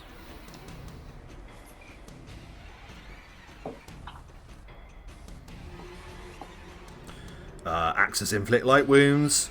Oh, will save half. You're absolutely right. So when 1d8... Why is it will save half? Because you take half anyway. It's like reflex half. Oh, okay. Do a will save. If you succeed on the will save, you still take half. Okay, so if you fail, it's going to be 11 points. If you succeed, then it's going to be 6 points. You round up, right? It's only 8, so I fail. I'm sure. You take 11 points of damage then, as the terrible power of the touch of Erythnul courses through you. As he moves forward, and as he does, you notice that in his hand he has a shield. He has a battle axe on him, but he's not yet drawn it. That's his turn. That was Journey 5. Galerick, it is your turn. I look at Flis, I'm like, he's okay. As I will step away, so potentially provoke an attack of opportunity from him. He'll absolutely take it. Oh no, he hasn't got... I just said he hasn't got his battle axe drawn, so he will just try and punch you. Cool. Why not? 22. Oh my god, that's... Oh no, that's not a hit, but it's a close one. Like, he swings and it just, like, bounces off like your shield. Your helm, I think, but it just doesn't do anything. Dunk. But you go unharmed on your way, yes. As I move, I just readjust my helm. Right. Does it spin round once? Just like...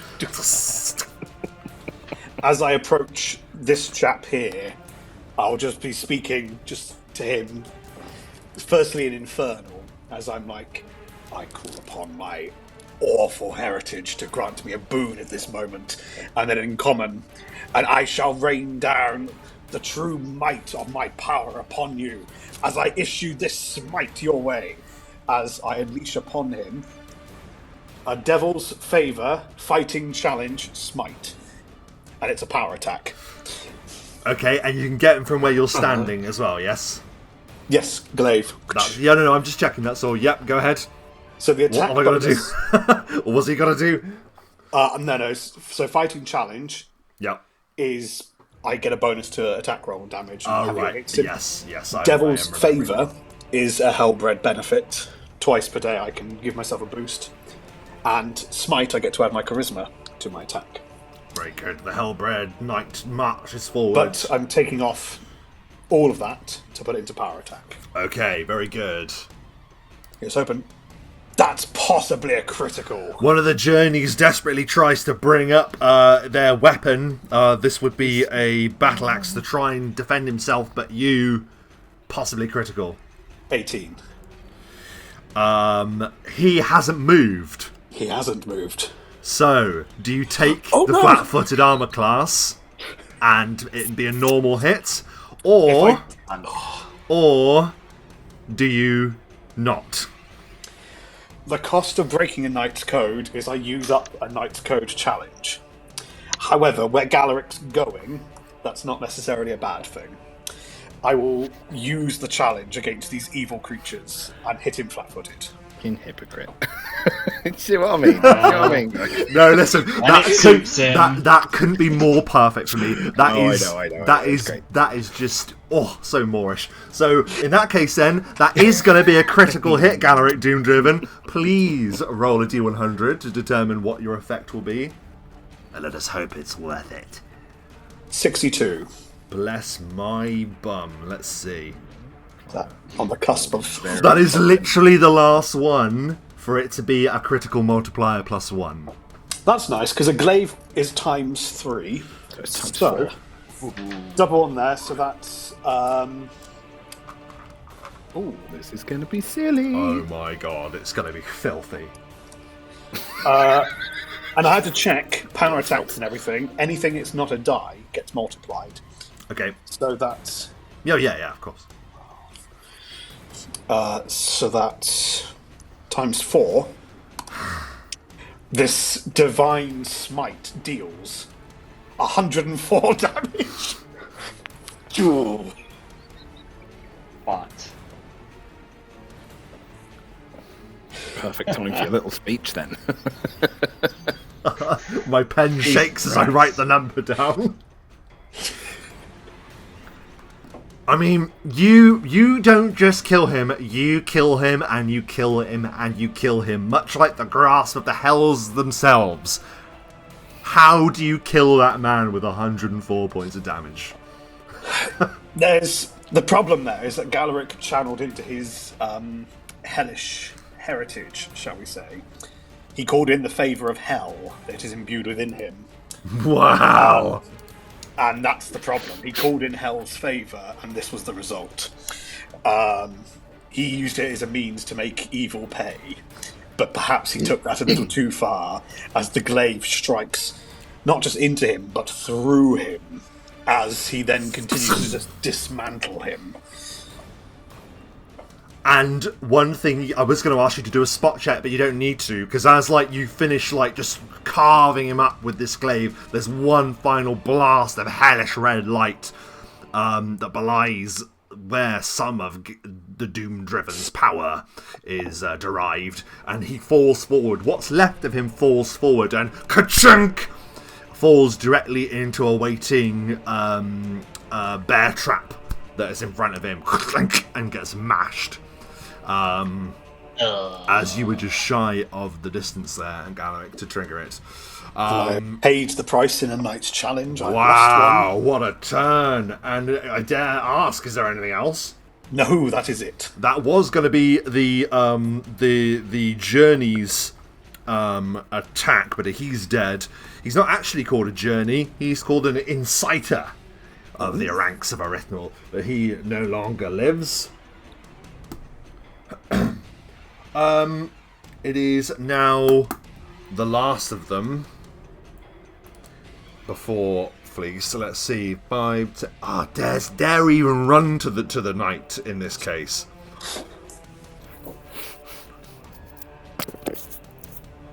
He's the only one. You're the only one he can get to. So this one is going to draw upon some terrible power, Galerick, and is going to try and call to Erythnul to answer their prayers that have so long gone unheard. Let me see.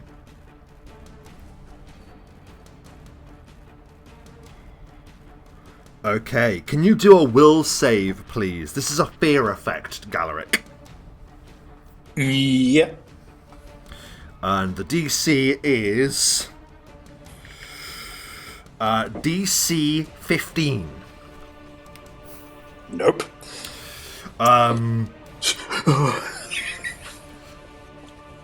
Listen, Erythnul might not be answering their prayers, but some foul power, there is foul power enough within this entity's soul to reach out and incite to evoke your doom. Casting doom upon you. The spell sings in your mind and fills your heart with a feeling of horrible dread that causes you to become shaken, Galerick. Oh. Maybe your soul is perhaps left vulnerable from the calling that you just held. Perhaps there's some defenses of your mental fortitude is dropped to evoke that power. You are now shaken. That is that one's turn. Flis, it is your turn. You end the round. I will go for a touch attack on the guy in front of me. Ah, cool.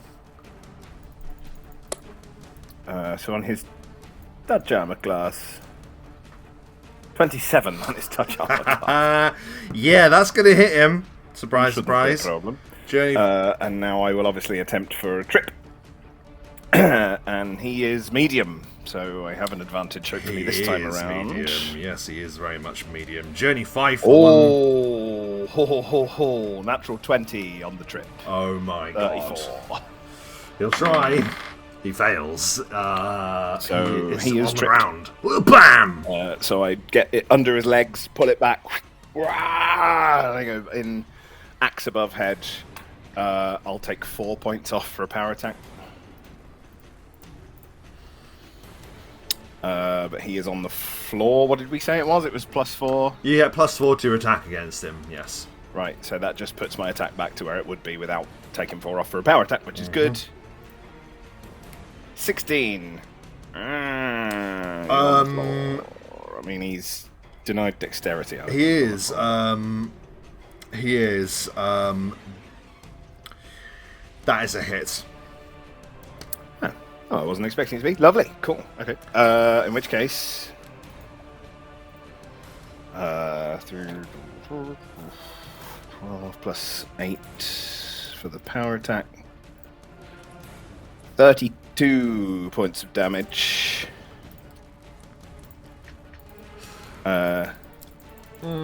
What's it like as you kill Journey / Malice Fife? Oh, excellent. So yeah, I think that it's just sweep the leg. You know, I use the beard of the axe again. Same maneuver. Pull his ankle out from underneath him, and as he's gone down, I've just lifted it up above the head and brought it smack down into his chest. It's gone straight through his armor, and once again, I put the foot on the rest of his armor and just dislodge it, ready for the next attack, ready to go. Amazing, and we are back to the top of the round, and it is Pop Glistergleam. What do you do?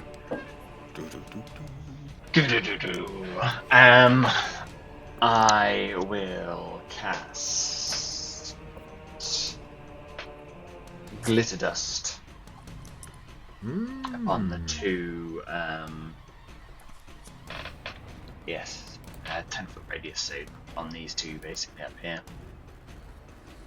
Okay, you can cast it at will at that range, is that right? 100 feet or... Oh, lovely. Perfect. You'll have to remind me what the spell does. It blinds. Oh, no. Rounds per level. And illuminates if they're invisible, which they're not. DC is a will save of 17. 17, okay.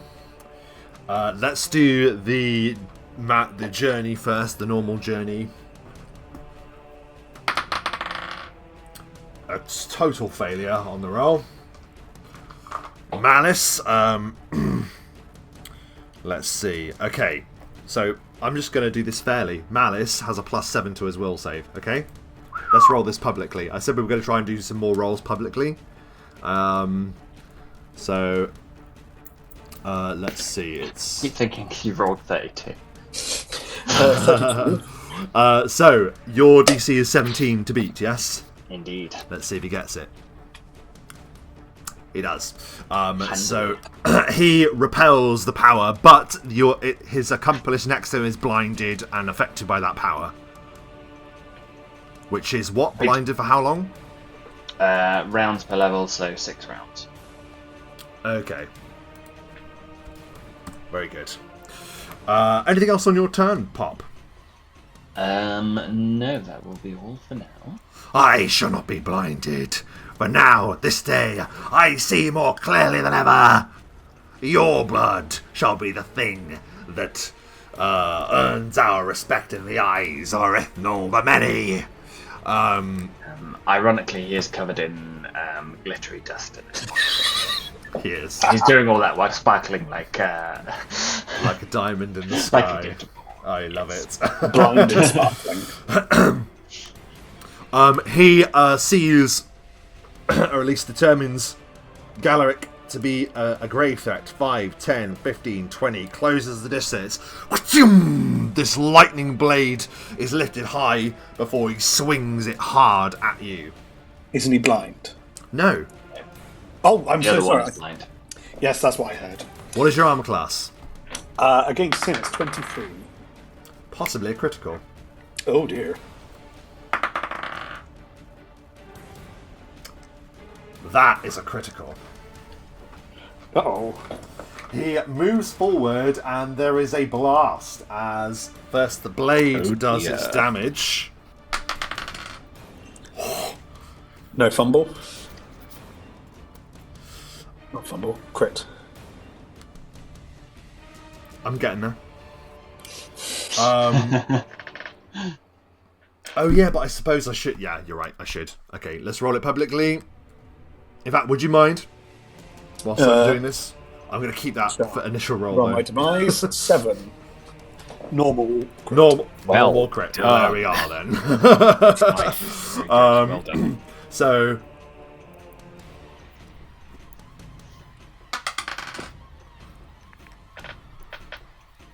That is maximum on the initial damage, so... Okay. Let me write that down. And then... Oh my god.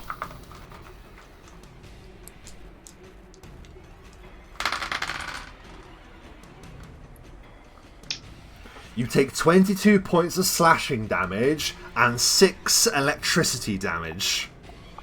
Oh. As he charges you and brings down his shocking burst longsword.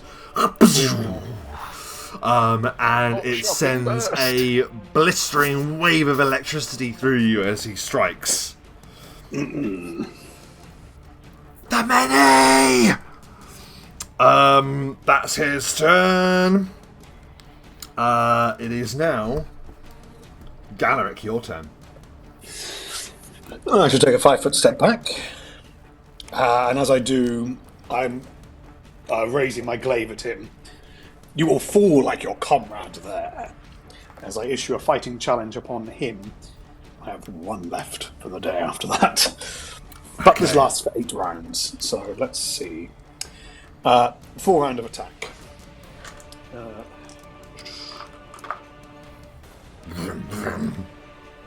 28. It's a hit. And 12. Parries. It blocks it with the electricity blade. 15 points of damage. It gives a cry of pain. Anything else on your turn? That is it. Very good. That was Galerick's turn. Journey 3 is there. Number 4. I wonder.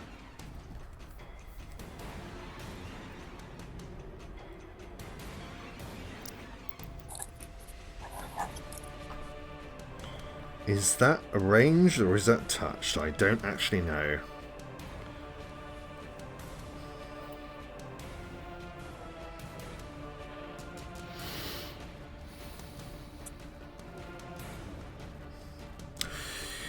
Okay.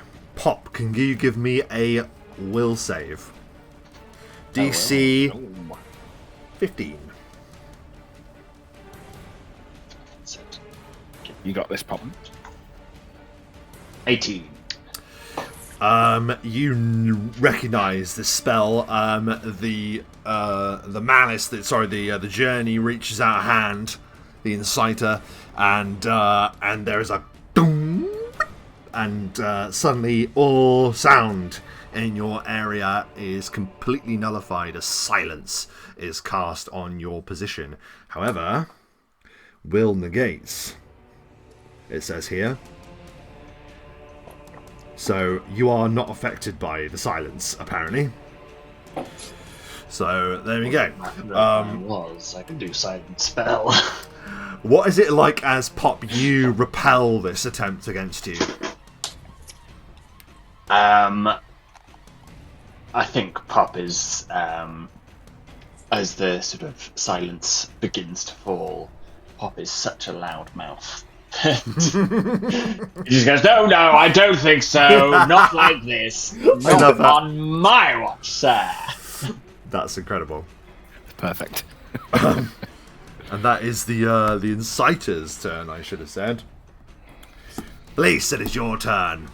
I feel like my turn's come around really quickly. I wasn't expecting it just yet. Can I be heard? Yes, you can, thankfully. Wasn't this good news? Okay, so if I were to step here, am I clear of the blades? Am I in between the two? You are, but you are in a very dangerous predicament. You'll be fine if you stand in that square. Should you be moved into the adjacent squares, you will be in a world of hurt. If I move... So, if I move through the square... If I was to do 1, 2, 3, 4, 5, 6, 7, 8... No, I won't. I can get to here. Hello! So, Flis moving rapidly. Because he's got very long legs, he sort of... He's not, like, nimble of foot. He's not lumbering either. He is quite sort of smooth moving for his size, but he just runs really quickly. He's very, very fast. And doom, doom, doom, doom. And as he's running, he comes in, and I think he will probably try for a touch, but he's going to try and just take out the legs with the back end of his axe this time. Yep, absolutely. So we'll try and go for a touch first. 30. The touch always seems to roll really high. Yeah, it does. Yeah, okay. That is a hit on the touch. So it's now opposed to trip once again. 21 this time. Not a crit, but it's still, pretty good. He's no, they're down. Almost, but not quite. You just swipe their legs from beneath them. Bam! Lovely stuff. Okay, and then one follow-up attack, which we will reduce once again by 4. Which, because they're down, keeps me at my normal attack. 21 again. That is a hit, absolutely. Bam! Lovely. As they fall to the ground, and then the death or the swipe comes. We will see. Lovely stuff. And yeah, he brings it swinging down for 28 points of damage this time. Oh my goodness. Crunch! And you raise the ice axe, and there is still life down there. You don't determine there's much life down there, but love it. That character has not yet been slain. He's tried to go for the chest. It was slightly off, and it's gone deep into the shoulder. It's cut all through the shoulder and the tendons, and really messed up one arm, but not quite finished him off. Yeah. Ready for another blow. Try to get up, I dare you. And with those challenging words, we move back to the top of the round. Pop. I'm so sorry. That person shouldn't have even been able to targeted you because they were blinded by you, weren't they? They were, but I hadn't moved. So they would have probably. You're too kind. Whatever. They're definitely blind. I should have said. And it didn't work anyway. So. It's your turn now. What do you do? I will. I'll just use my one magic missile, I think, and I'll try and finish off the one on the floor to free up Flis for something. Okay. Would you like to roll the damage individually? Yeah, why not? If it's likely to. Who knows? 2. That is exactly the amount that you need. As one magic missile zoop, bing, just pings them on the floor and knocks them into the embrace of their silent god. Very good. Sloppy. No, genuinely, Flis sort of looks at you, and you can see in his eyes that he's genuinely grateful, because although he's tough and he hits hard, he's also aware that casters, even when they're on 2 hit points, can really mess you up by touching you, and he's like, narrow escape. Oh dear. Oh dear. You've got another magic missile, by the way. Oh yeah. If you could do 2, is it 2 or 3? Yes, 2. 2. Yeah, you can fire another one. The other bad boy. Absolutely, the remaining 3 points. Malice Man got himself 3. Yep, the magic slams into him. Ah!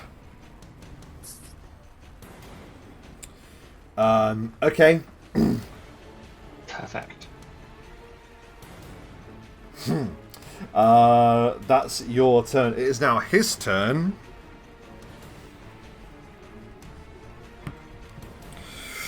Ooh. He's going to look around and he looks at his predicament. And he's not a fool. He has seen what's happened. He's seen the half giant and he's seen this metallic knight of some hell calling smite his allies. And he will say, perhaps this was the answer all along. Erythnul the Many, I embrace you. And he throws open both of his arms and he embraces the blending blades next to him. No! Dom, can you roll me 12d6, please? DM slops. Well, I had intended to push one of you in there, but never mind. 39. Yeah, with the damage he's already taken, it's more than enough. Malice, my god, hurls himself into Erythnul's embrace. There is a horrible explosion of viscera, and the battle is done. Galerick, your armor is just red now. you just felt as like he just stepped into the carnage. Congratulations, you have defeated the Call of Erythnul.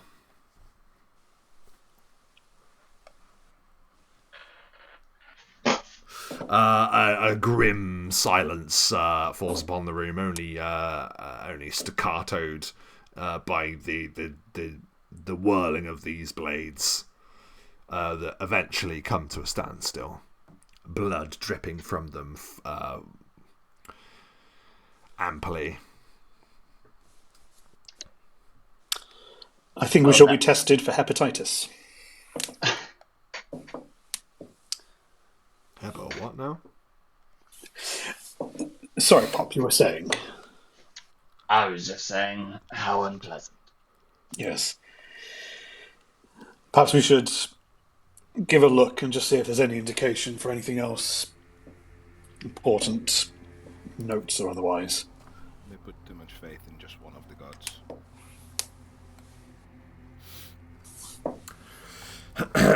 Yes, you can absolutely conduct a search.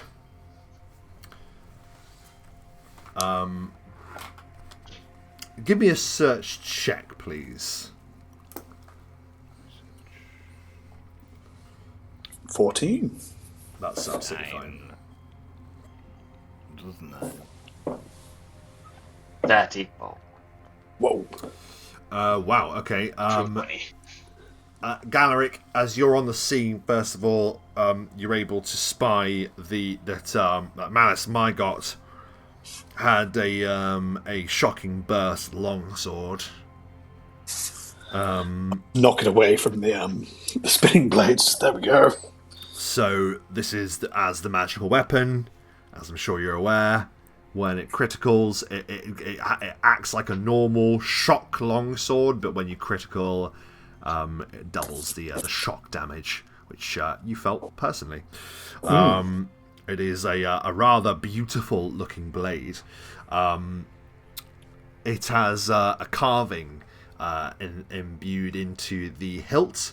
The pinions or the cross guard is shaped like two storm eagles taking flight, and its name is carved into the side of the hilt, and it is known as Sky Snap.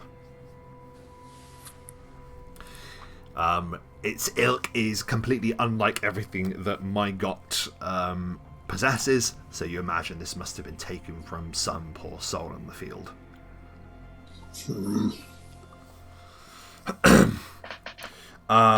Let me see. On his person as well, there are some. There are 2 scrolls of inflict moderate wounds. there are 2 potions of cure moderate wounds. Among them all, there is 2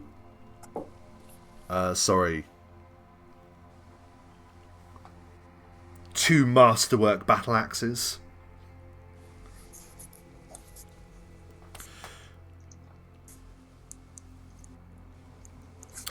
And upon Mygot's hand was a ring, you'll remember me stating.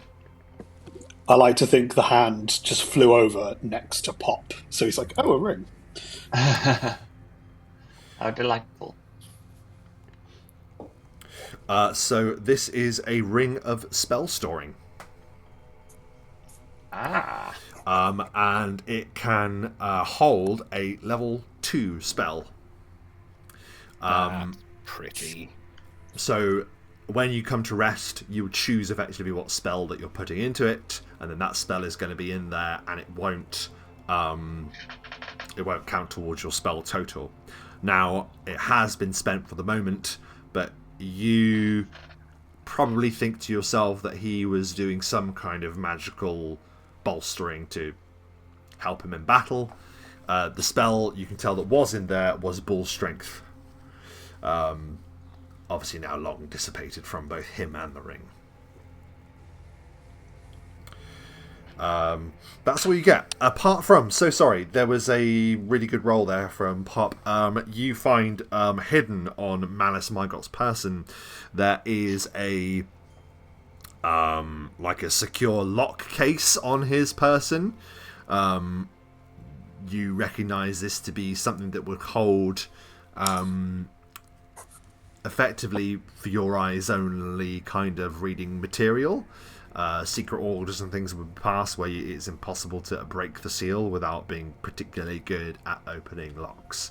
So if you are able to, you will be able to see if you can unlock this casing. But it will take a check. I can attempt to open lock check. Whilst Pop's doing that, I'm going to take one of the cure mod potions from Malice's body. I will take a cure light from my own stash. 25, my god, what a lucky roll. Incredible. Pop, you, pop open the case. And inside there is a missive addressed directly to Malice Mygot. The work continues. You have done well in hampering the efforts of the forces of the Reclamation. The Marauder has taken charge of this region of the field. The rush front is now his. The rush front belongs to Maxim, servant of Erythnul.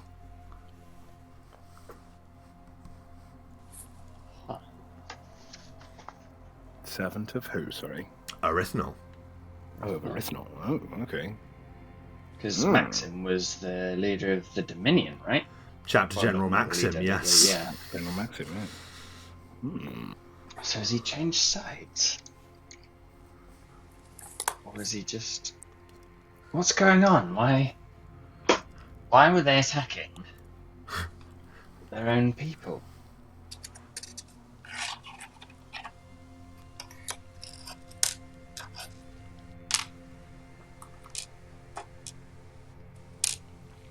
Very strange. This is not really any different to them. To the ship, the Vanquisher, attacking its own people. But at least that was for a purpose. This is just they sent their own forces. Maybe this was for a purpose, one we just do not understand. What if it was just Genuinely, slaughter? they believe they can please this god and bring him forth. Maybe.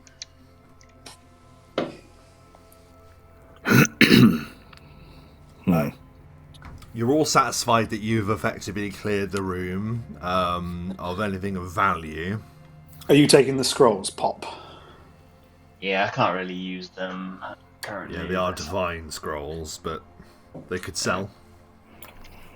You can use divine Doesn't matter. scrolls if you ever use magic device. I don't have enough. There's one potion of cure mod left. Flis, I mean, I would not say no. it is yours. I would be grateful. Thank you. I will erase the cure light I just took. All right, well, perhaps we have maybe one more room to explore. Maybe a couple more rooms to explore. And then a whole cave system. I don't know how deep or how far it goes, but it is worth having a look. Yeah, very good. So we'll follow your path then. Whereabouts are you going first?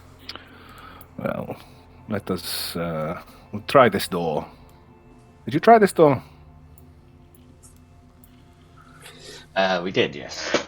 There was nothing in there. It was a bedroom. I knocked, thank you very much. There was no one in there. All right. Well, perhaps we will just go through this way then.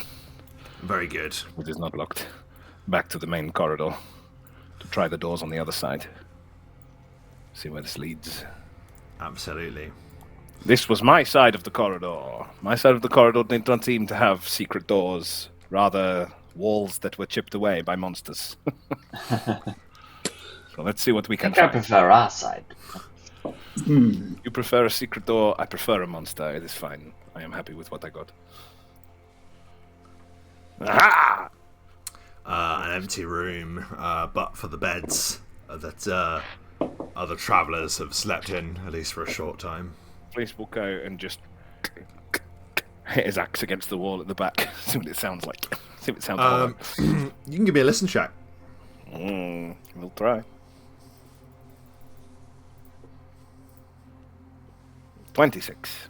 Oh. Ooh, you can't help but get the feeling that you hear more scratching. Sounds very similar to the digging that you heard previously, please. But quite far away, not at this location, but something responded to you striking at that wall. I think there are more of those things, those creatures that I fought. We should continue. Yeah, you're confident here is secure at least. This room appears to be secure. Let us try the next one.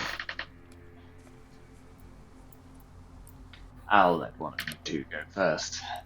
Of course. There's Knock, knock, as I then just go in. You go in another empty room. However, in here there stands a chest. This one appears to be reserved perhaps for the cultists. You're not sure. They need to sleep too, you know. But yeah, there's a chest of drawers there, and I'm going to ask you each. We're having a group hug. I need you to roll I love you me guys.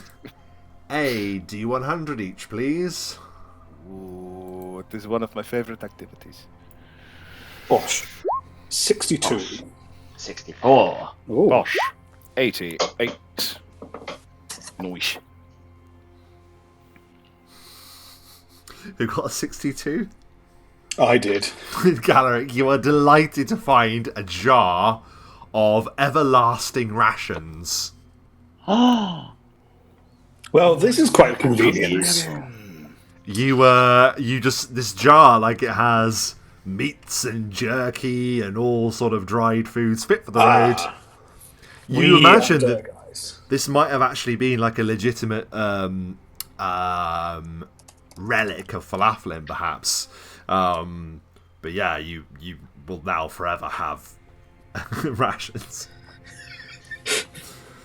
Very good. Look at that. It is very, very good. What was it? You got a 64. 64, yeah. You get a scroll of create food and water. We're never going to be hungry ever again. Hey. Which is great. That is a divine spell, but as Mike rightly said, if you have the use magic device capability to summon it, you might be able to do that. with a perhaps taking 10 or something. I'm not sure. We'll have to look into that. And then an 88 for Flis. Flis is hopeful because he's quite hungry. Oh, you're on the other page. Hang on. Oh, I'm not on the food and drink page. No, you're a bit further away from the food and drink. I am on the god-killing weapon page. Yes.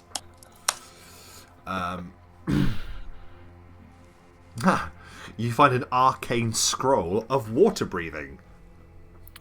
An arcane water scroll level. of water breathing. Underwater level. Only Everett, one thing. Everett looms. Everett looms. He immediately says, "Ah, a fitting gift. Pop, look what I found. I would like to give this to you. To be honest, Thank I you have no so use for much. it, Yeah, it's but a perhaps scroll it will of be water useful to breathing. you in the future." Excellent. Maybe. Okay, so that's what you find stashed away there. But there's nothing further of interest in these rooms. It would seem we're not doing a bad light where there's just nothing in all of them. Pity. Yeah. Yes, we are almost back at my room now.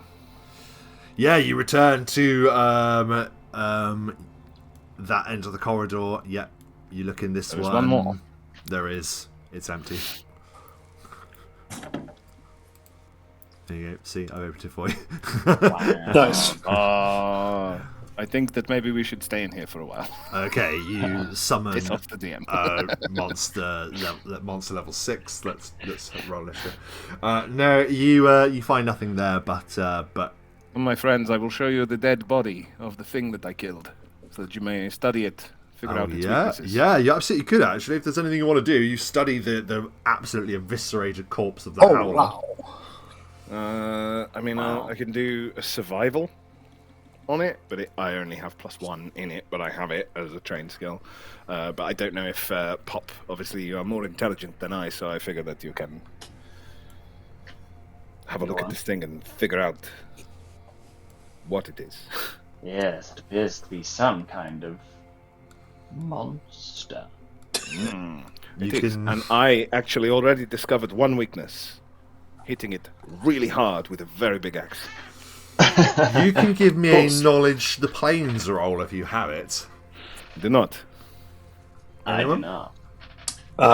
Anyway. Actually, I do. Oh, I'm not surprised. 13. You know what a howler is, Galerick. Of its type and composition and its abilities, you know little than what you already see and what Flis has already told you. They are opportunistic predators, but are known to be drawn to sites of conflict and death. And are known to be particularly rabid, particularly vicious, and are known to slaughter herds of farm animals and human beings when they can. Well, probably a good pet to have around if you are praying to this Erythnul. Absolutely.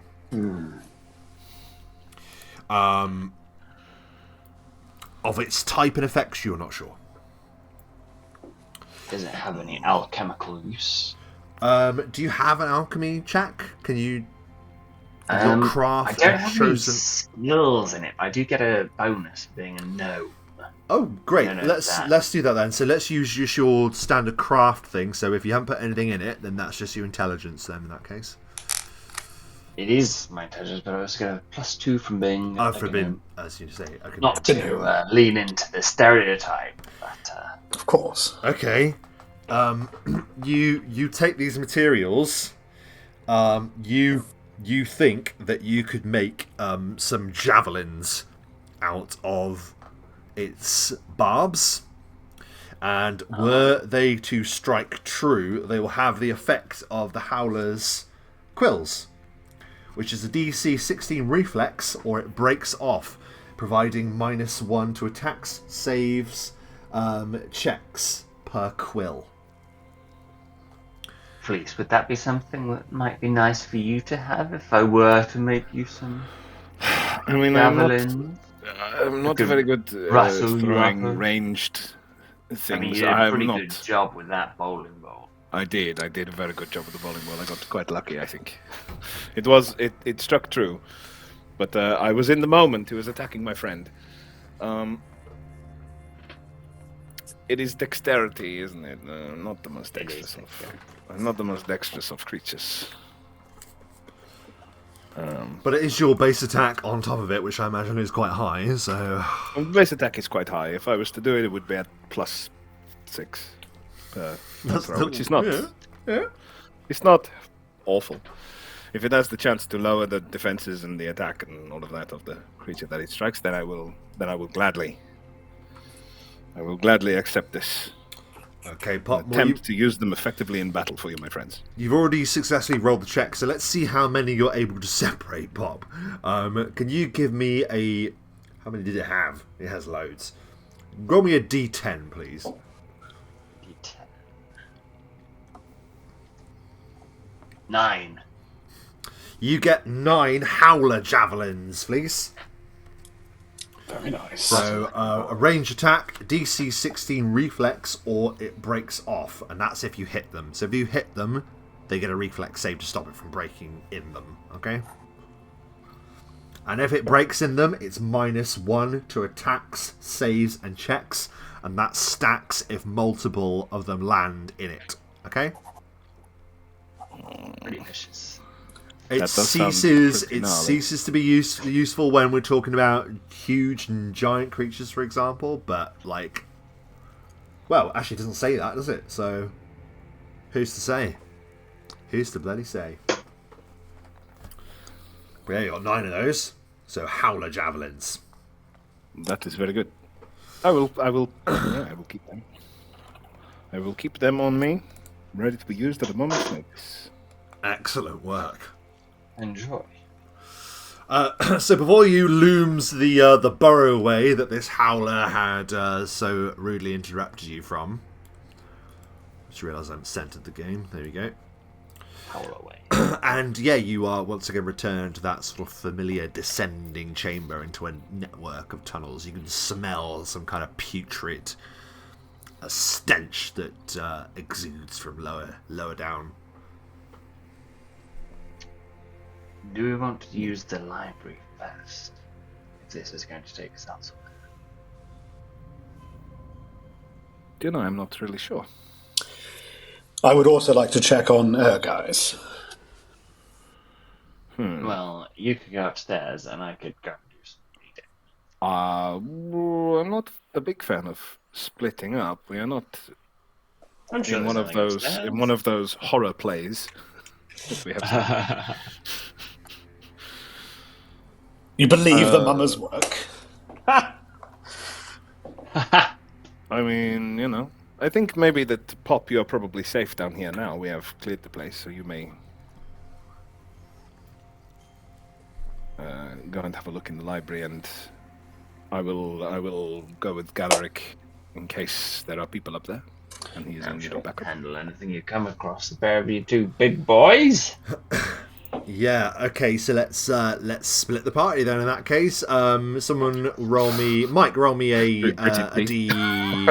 D whatever odds. It'll be you and Fleece.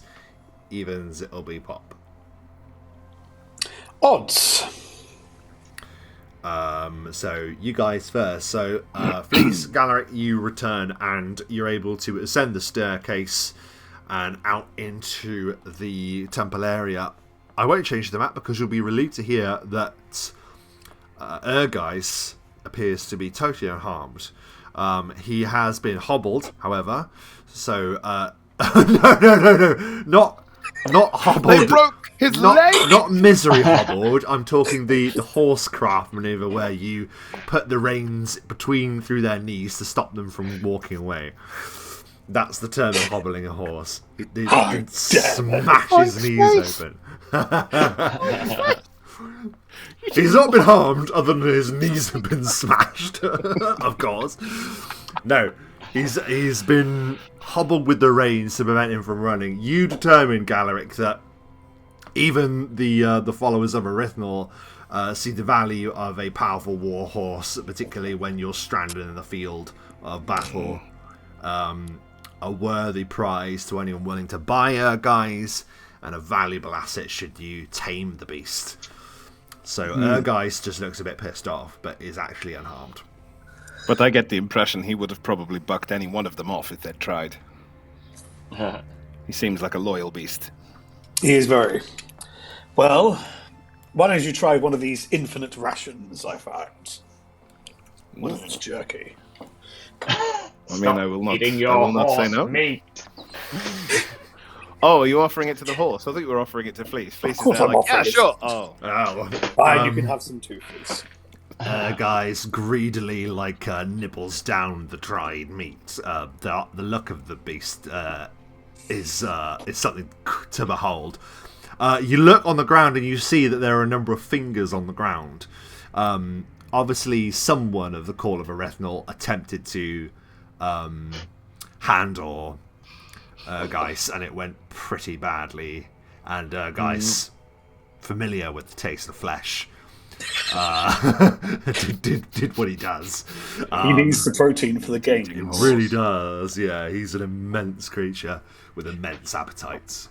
But yeah, he appears to be fine. Horse. He was a good boy. Yes, He is mighty. he is a I have not often come across a mighty steed such as Geis. I'm most impressed. You note that all the Dominion forces that were captured, that were obviously brought down to that chamber and were meticulously thrown into the arms of Erythnul. Such a pity. They are slain. Well, my friend, are you satisfied that your horse is safe and sound, and we should get back to Pop?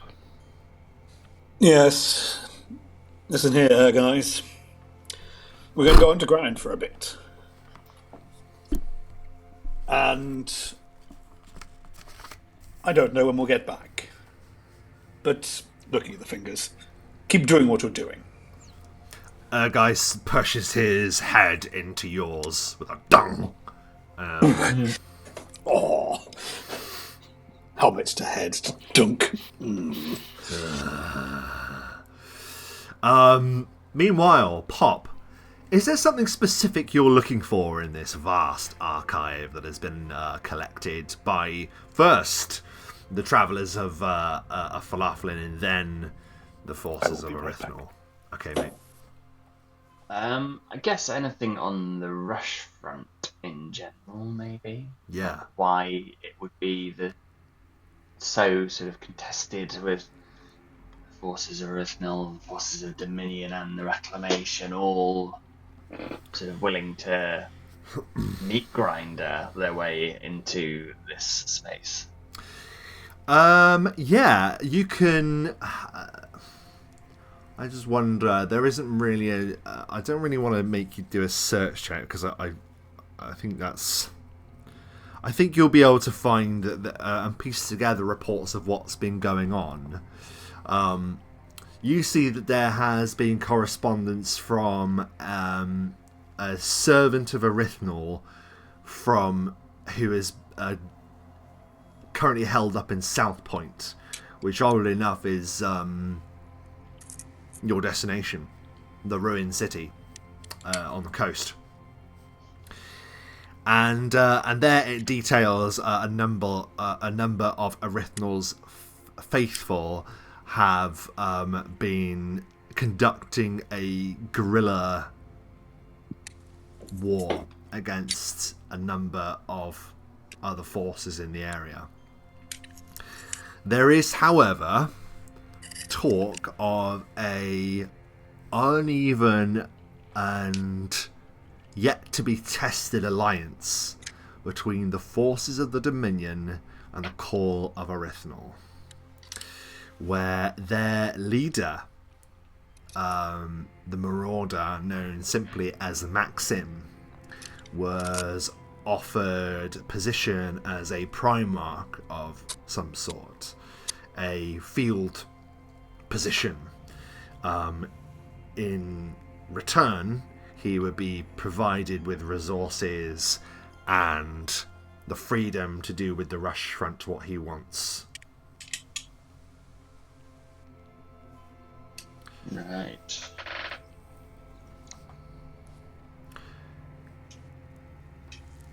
there is also talk of sacrifices to seal the deal.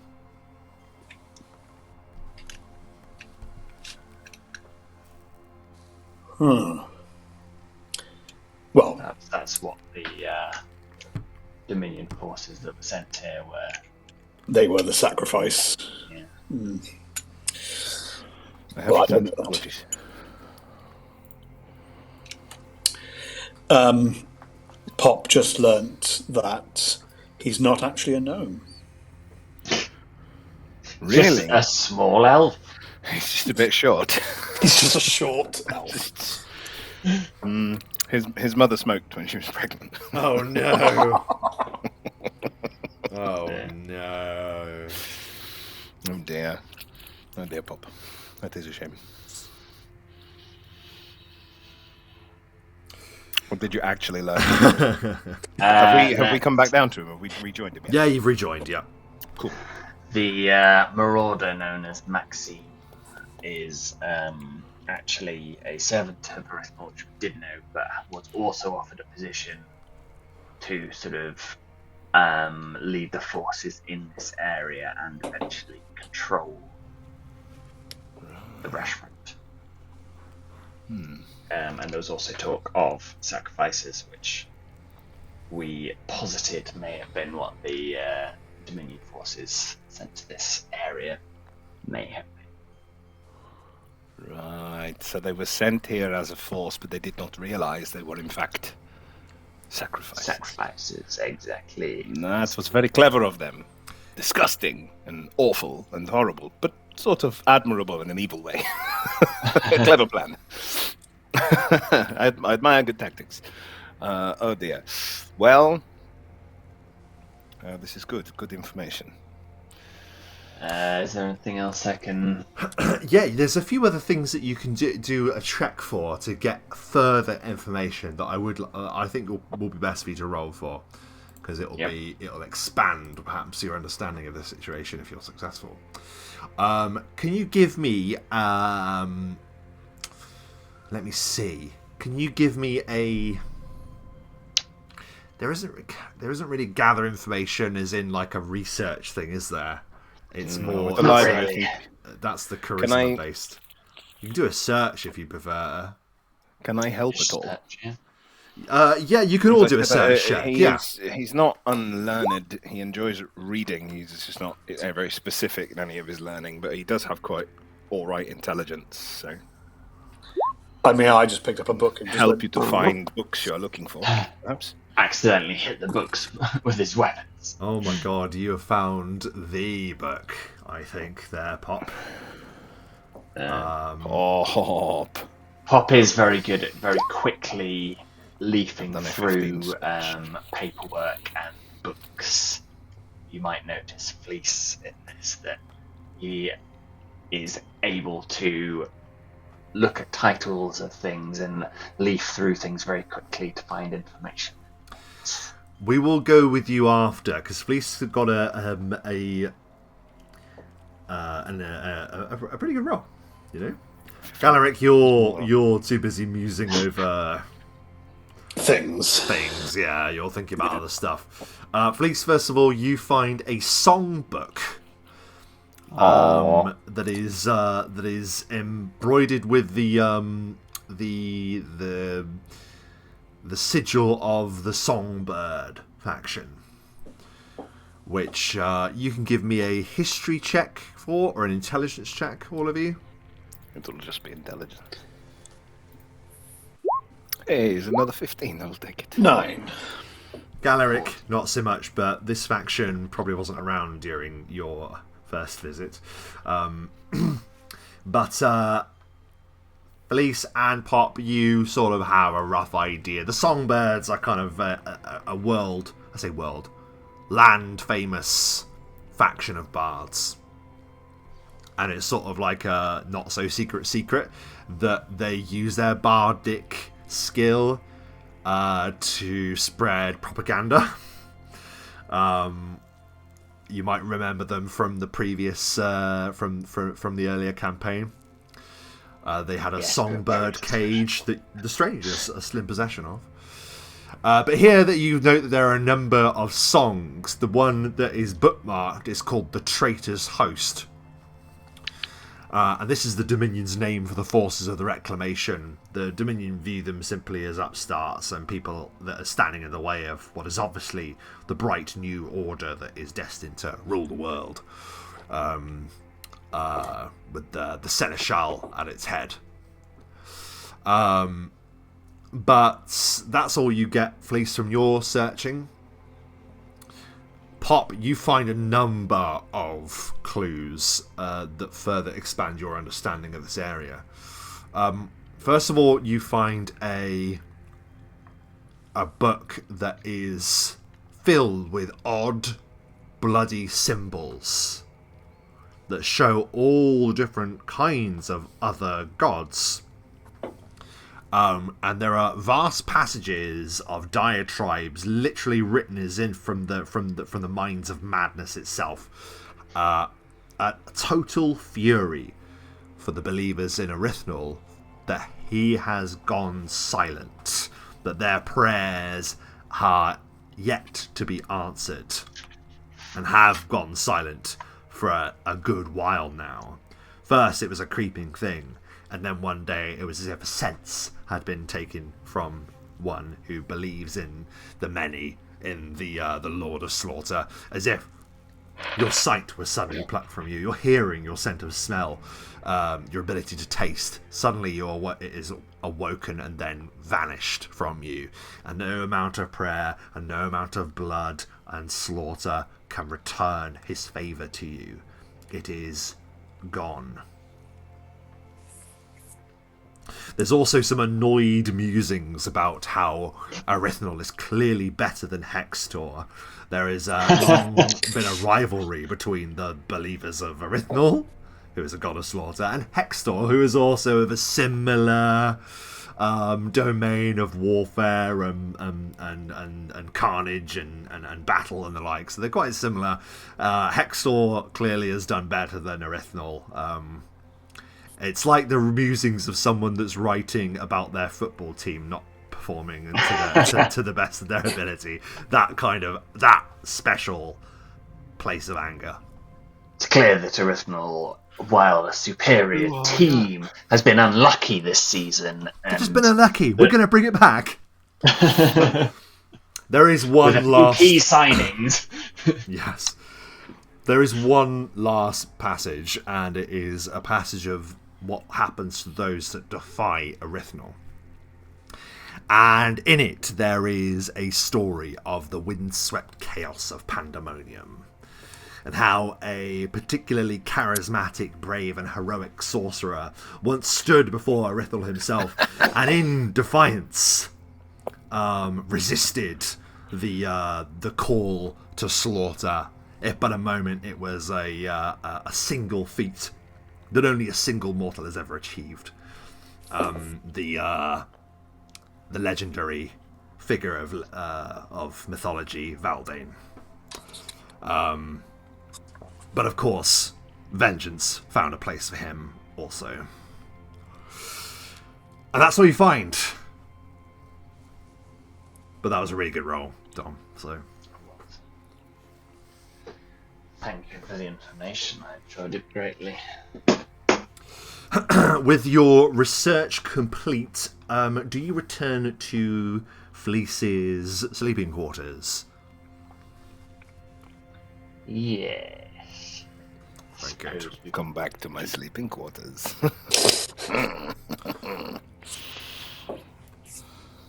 Very good. So you go back there, and yeah, there's that stench that's ever creeping from the tunnels that beckon.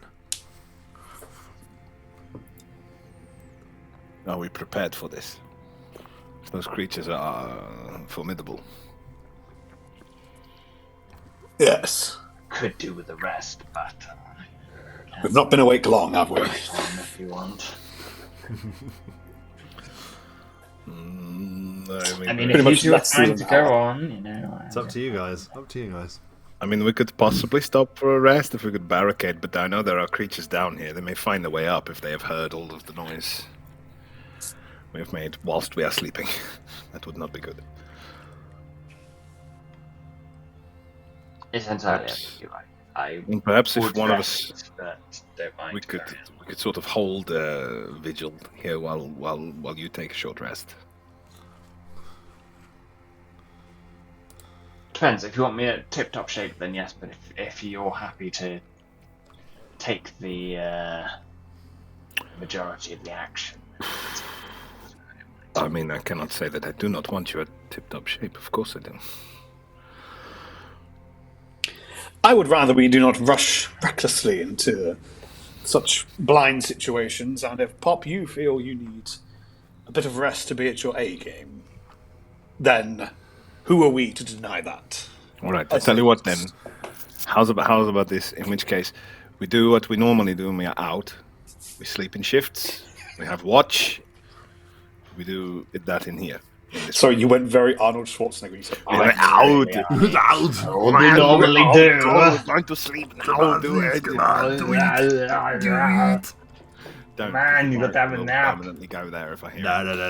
All right, where are you? Let's establish where you are going to be barricading yourselves in. Then, one of the unused rooms, perhaps. probably for the best. Okay. Yes, I really would like for the creatures to not get past us. If we can lock this door. Okay, so if you'd like to We have a move your figures to the to where you're going to be, you do have the keys to lock the doors. You're absolutely correct. So let us lock this door here. Just shut This one. Yeah, you can absolutely do that. And as you recall, Fleece, it was a metal door that was going to take you considerable effort to hack through. Even the Howler would probably take a while to dig through such a thing, if at all. So you can lock In which that case, door. we'll probably maybe hear it if we are asleep in the room next door. Well, there is bodies in the room next door. But... There is bodies in the room next door, so rather than haunt your dreams by sleeping next to the fallen, bodies in this room. a very Erythnul thing to do, perhaps. But regardless, you go in the room. Okay.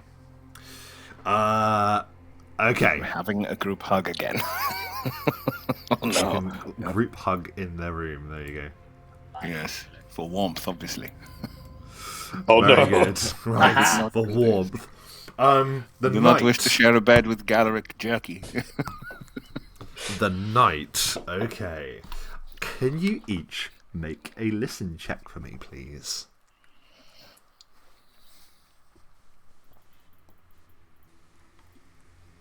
There's one thing that you definitely don't need the check for, and there's one that you do. 7. 29. I got Okay. 60. I need you all to make a will save for me, please. Oh, No.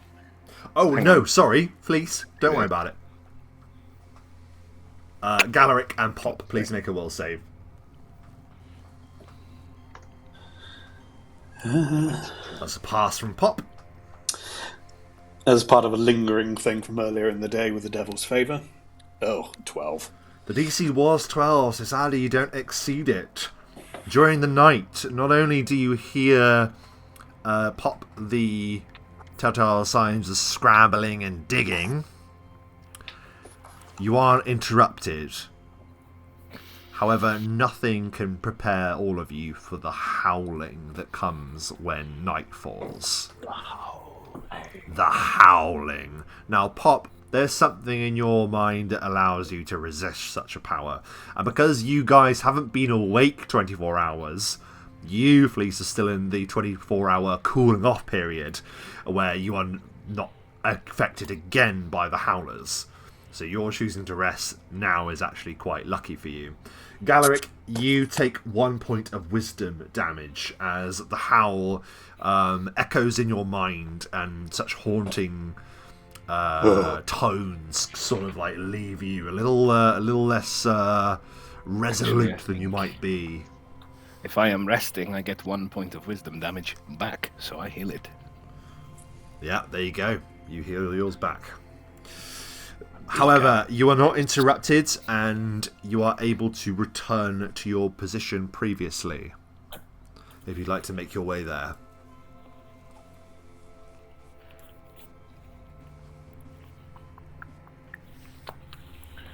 All right.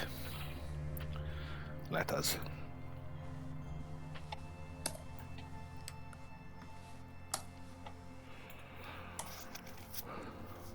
We heard the creatures. We know they are here. Maybe if we do a listen check at the door. You can certainly do a listen check at the door.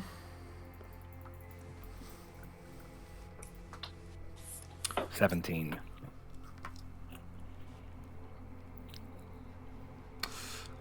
You don't hear anything now. 10. So definitely not.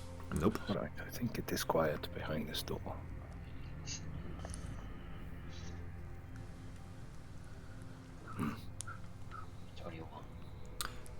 Yeah, even with such a good roll, naught can be heard now. There is a silence that has fallen upon the tunnels, but the stench remains. Unsafe to me. Well, then let us continue. Indeed.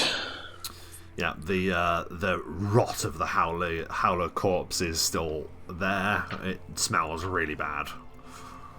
But you're able to pass by and enter the winding tunnels.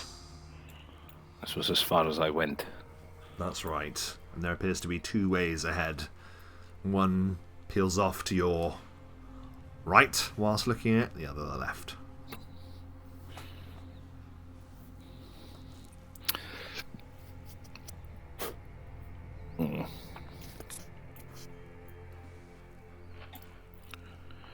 Well, I think this looks like it might be a dead end. I believe it is. It is, but would you like to do a spot check, please? Yes, there is something funny looking about it. 18. 16. 19. Good enough to see that there is a very narrow channel that winds up to what you think might be the surface. This looks like an entry point. But, like, totally vertical, you would have to be an incredibly good / animalistic climber to make such an ascent. I think you would find I am surprisingly good at climbing, but I think I am a little too large to get in this gap. Perhaps. Well, if we need to take it, there are steps I can take. The tunnels have gone quiet, however. It may be that they have gone to the surface.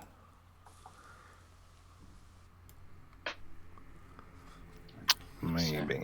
Let us hope not. I wonder. You round the corner and you see now a narrow passageway further declining into the darkness. There is only like a dim lighting here. There appears to be like a phosphorus bioluminescence that guides your path. I'm right behind you, Flis. I Galerick is literally right behind you. It's just... I have low light vision, so it is good that I'm at the front. I can see perfectly clearly in this light. Okay, great. Perfect. I'm not. Yeah, you're okay vision-wise, Galerick. It's just a bit dim, but thankfully the caverns got a bit of natural glow, as it were. You round the corner and you find the source of the stench, an absolutely irrefutable pile of viscera can be found. There are bones that line this cavern. You clearly stumbled on some kind of feasting area where victims have been dragged and devoured, or have been thrown in and sacrificed to the howlers. Oh, this is very disgusting. In Slaughter's name, you think. As you each move to that position, can you give me a spot check, please? 17. 6. I am too from this spell.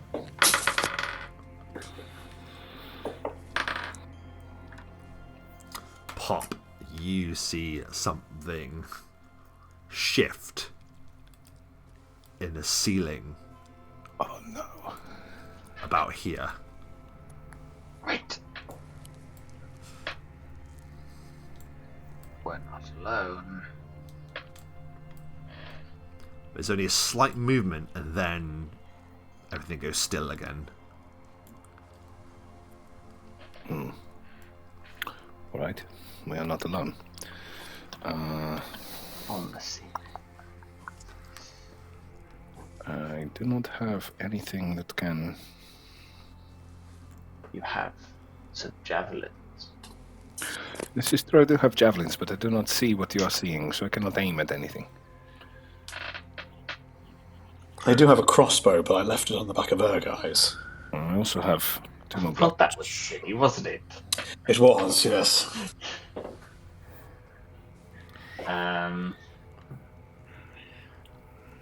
You can tell that something is waiting in there for you. That much is clear. I cast glitter dust on it? Yes, absolutely. So, that just lights the area, correct? No, No? it doesn't just light the area. Glitter dust is an interesting spell because it affects creatures and objects within 10-foot radius spread. A cloud of golden particles covers everyone, everything in the area, causing creatures to become blinded and visibly outlining invisible things for the duration of the spell. All within the area are covered by dust which cannot be removed. It continues to sparkle until it fades. Any creature covered by the dust takes a -40 penalty to hide. Okay, so what is it? Does it get a save? Or just if it's in the area? A will save for the blinding, but not for the dusting. Okay, so he's automatically going to be revealed. And it was DC what for the blinding? I'm guessing it wouldn't be denied dexterity, and it was 2. Yes, so that would be... You have spotted it, and it believes itself to be concealed against all of you. You, however, know it's there, Pop, so you will get that bonus. Oh, 18 then. DC. And because of that, it fails.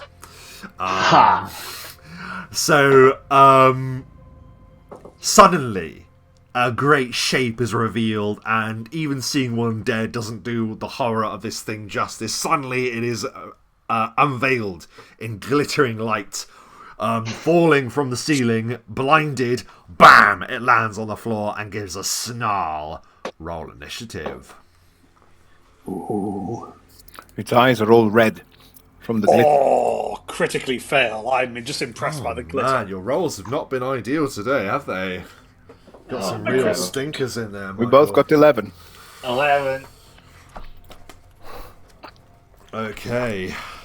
We both got 11, friend. 11 for Pop and We're going Fleece. to go together. Who has the higher? Pop, I'm guessing. Definitely Yeah. Pop. Yep. And then Galerick is a critical fail. Yes.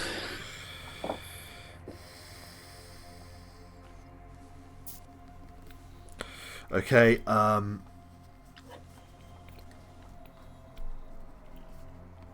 you give me a spot check as well, please? A DC 15.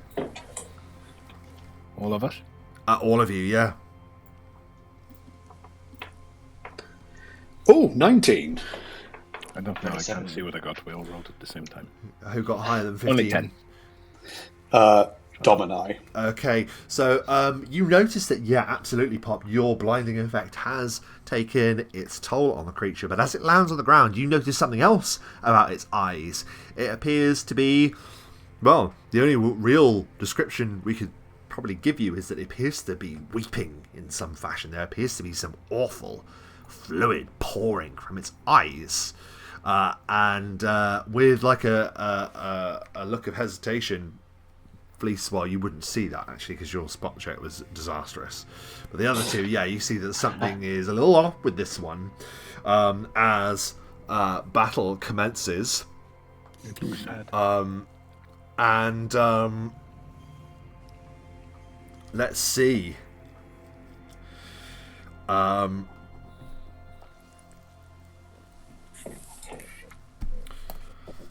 Music. Okay, so this thing is blinded, so it's just going to have to go off scent, which isn't going to lead it directly to you. So it's just going to take its full movement to there, and it's going to let out a howl. Please, all of you, make a will save. This is not the prolonged howling of the night. This is its thing that it did before.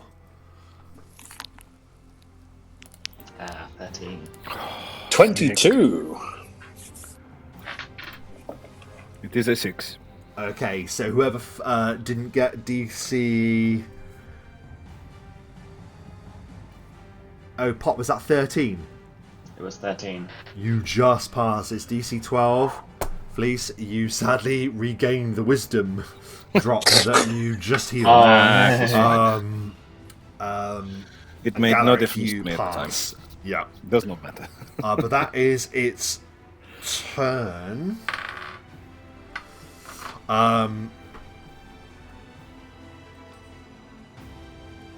It is now Pop's turn. Well, I can't see the thing, so let's go around the corner.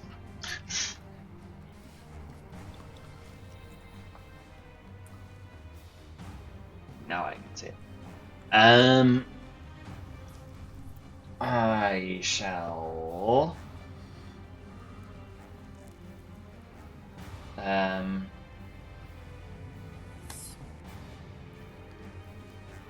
Should I do?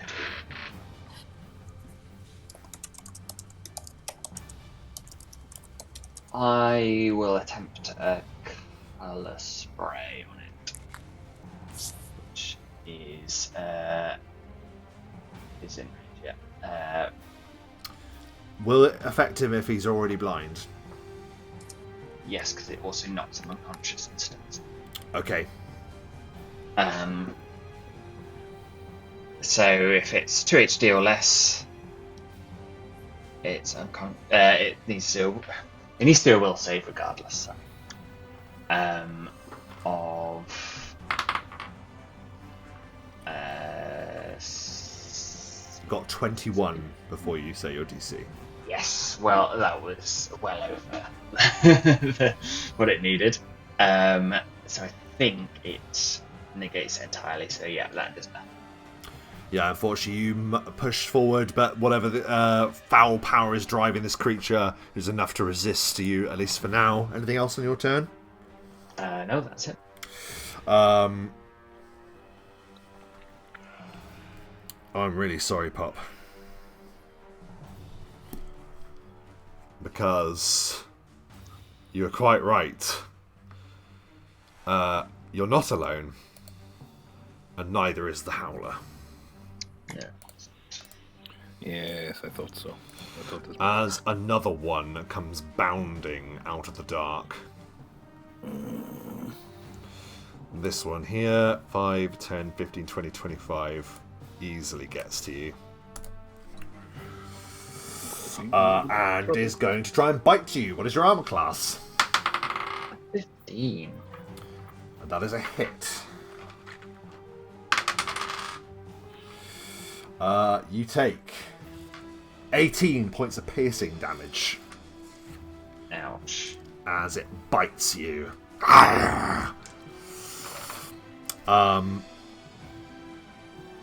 That is its turn. Flis. Well,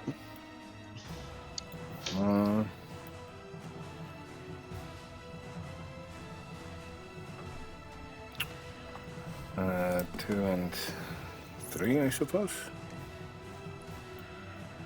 I can't occupy the same space as Pop, can I? you can occupy the same space as Pop.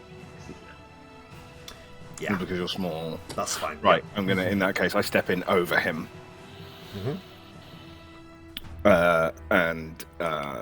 Yeah, just go to town on this bad boy. I will at the sight of 2 more of these things, I will drop into a rage. He sees it attacking his friend and just drops into that deep level of focus, that intense focus again. And we'll just go for an attack. And we'll make it a power attack. Why not? 4 points. Very good. I didn't actually hit roll. That's Did I okay. hit roll? It's still rolling the dice. 19 on the armor class. That is a hit. You slam into the howler. Ooh, lovely. Okay, good stuff. So that is plus. Did I say 4? I said 4, didn't I? So that's Yes. 8. Yeah. 31 points of damage. Oh my word! Yeah, you slam into this one, and it gives a as you bloody the thing easily, like it slams into the wall. He just gets it right across the jaw, kind of slashes it across the almost just under its jaw, kind of just to try and get its head away from Pop. Absolutely, and now we move to Galerick what matters to Doom me. Driven. Yes, Galerick, seeing that Pop and Flis are in the thick of it, will utter again some infernal, horrible chant, and then follow it up with a 5-foot step. I shall smite you down, evil creature. Now, I can't fighting challenge him because I don't think he's smart enough. But if he's evil, it means the smite will work. If he's not, we'll find out in a bit. So I will take 5 off for a power attack. Is he an evil creature? Will my smite... It looks pretty evil. Cool. In that case, 22 to hit. Is a hit. Nice. So that does...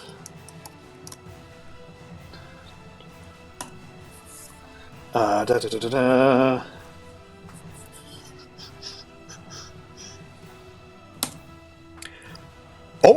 that would be nice if that was the case. It's 10, not 20. Okay. 19, much lower. 19 points of damage. What is it like as you kill this howler? I think it's both Flis and Galerick charge in at the same time. Flis has gone in to protect Pop, and then Galerick's gone around his back and just jabbed this glaive past him just to help finish him off with a killing blow. As the two of us just combined protect the half. As Halfling, you but no. put this creature down, it is like some vow long sworn in the ancient days comes to fruition, Galerick, as you not only defeat this evil creature, you defeat this outsider. Oh, okay. So that'll be helpful for you. Thank you. As you are fulfilling part of that vow made long ago. That was your turn. We're back to the top of the round, and it is the remaining Howler's turn. Yes. It is going to just do a running bite at you, please, as it collides into you. What is your armor class? Is it blind? Oh, yes, so it is. I mean, it can obviously still attack me, but doesn't it get the same, like 50% mischance? It will get a 50% mischance, so if you would like to roll a d6, 1, 2, 3 is going to be hit, 4, 5, 6 is going to be a miss, Flis. Well, there you go. Well, let's see if you can. My armor class, I'm in a range, is 15. That is a miss. It leaps for you, but it just bounces off your aggression. And it is flung back as you just basically put yourself in its way and you don't care. Just shoves it away with the axe. And it goes, but it sadly is unsuccessful. That is its turn. Pop, it is now your turn. Pop is going to take a 5-foot step away. And it might not be hugely useful right now, but is going to cast Mage Armor to protect himself, which may have been a good idea in the first place. Very good. And you are surrounded by arcane protection, shifting illusions, and magical power. Anything else? No, that's it. That was your turn. The other howler is dead. Flis, it is your turn. Right back at you, my friend. This one right here, we will do the same thing again. Mm-hmm. We will take off 4. It's 15. Your ice axe smashes just short of it. It pounces away somehow. Wait. Or It is denied dexterity. Denied dexterity because he's blind. So that's hit. That's a hit because he's blind. I keep forgetting people that are blind this game. He is flat-footed. That is a hit. Wow, that was very lucky. Okay, super. And I remember what the number was. So I need to add up again. Yep. Same thing again. 29. Is that the same? Oh, you slam into it and it gives a howl, but it lives. Yeah, I think that's exactly the same damage. Might well have been, yeah. Amazing. Love it. Slam into it, Flis. And again, he's not grounding, he's just silent. He rolls back, wounded and in horror, but it will howl once more as it leaps forward. But Galerick, you are ready. What do you do? Galerick will go 5, 10, 15, 20. But because he's blinded, so I will. At this moment, I'm going to just go in to provide a flanking opportunity. I'm behind him, just going to bash in my shield, like, come on! So I'm giving a flank bonus to Flis. So that is my turn. It sort of prowls and looks around, and you can see as you get closer this horrible kind of viscous liquid that is just pouring out of this creature's face, basically. It's like leaking out of every pore. It matches the horrible colour that lines the back of the room. But that is your turn, Galerick. We move back to the top of the round, and there is that surviving howler. Who will it go for? It is blind. It's just going to keep going for the target that it nearly hit last time. So 1, 2, 3 is going to be a potential hit, Flis. 4, 5, 6 is a total miss. Yeah, of course. Still 15. That is a hit. It bites into you for... Oh my god. 17 points of piercing damage. 17. Thank you, Daddy. May I have some more? And it sort of like bounces back and sort of like is like a trapped animal is doing its best just to paw away any attempts that you're making against it. That was its turn. Pop, it is your turn. I think they're probably going to kill us then, so I will delay until after their turn, just in case. Very good. You delay. After Galerick, I think was last. Yeah, after Flis and Galerick again, absolutely. Yeah. And because that other howler is dead, it is now Flis's turn. How do you respond? He's just taken a chunk of damage. This thing is probably like bitten right into his arm or something, and it's on his arm, so he's kind of thrown it off. And there's just a fiery look in his eyes, or an icy look in his eyes. Actually, is far more fitting. Yeah, I think we're gonna forget the power attack this time. We're just gonna go for a normal attack, just so that we can be a bit more sure of hitting it. You do have a flank. Yeah, you got a flank bonus, +2 to attack.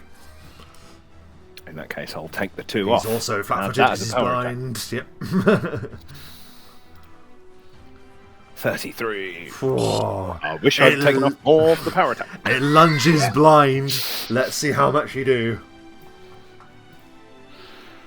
15, 19, 34. Much better this time. You almost kill it again. A direct mirroring of what happened last time. It pounces. How do you kill it as it's flying towards you, please? So yeah, like literally he had it. It was on his arm, savagely kind of wrenching at him. He's kind of pouring what I imagine is kind of very, very almost blue blood. It's kind of purple because of his ice giant heritage. And he wrestles with it. He throws it backwards, and it kind of rears and then comes back in, and he just sideswipes it again, smack into the wall, just here, and just sort of crushes its head with the axe. Incredible. And as the battle concludes, Galerick and Pop, you had noticed this about these two creatures, as I kept saying. It's almost like this weird mucus is like pouring out of these creatures, and as they are both slain, Flis, you smack this one against the wall, and there's an awful splat as this horrible, dare I say it, ooze comes leaking from the creatures.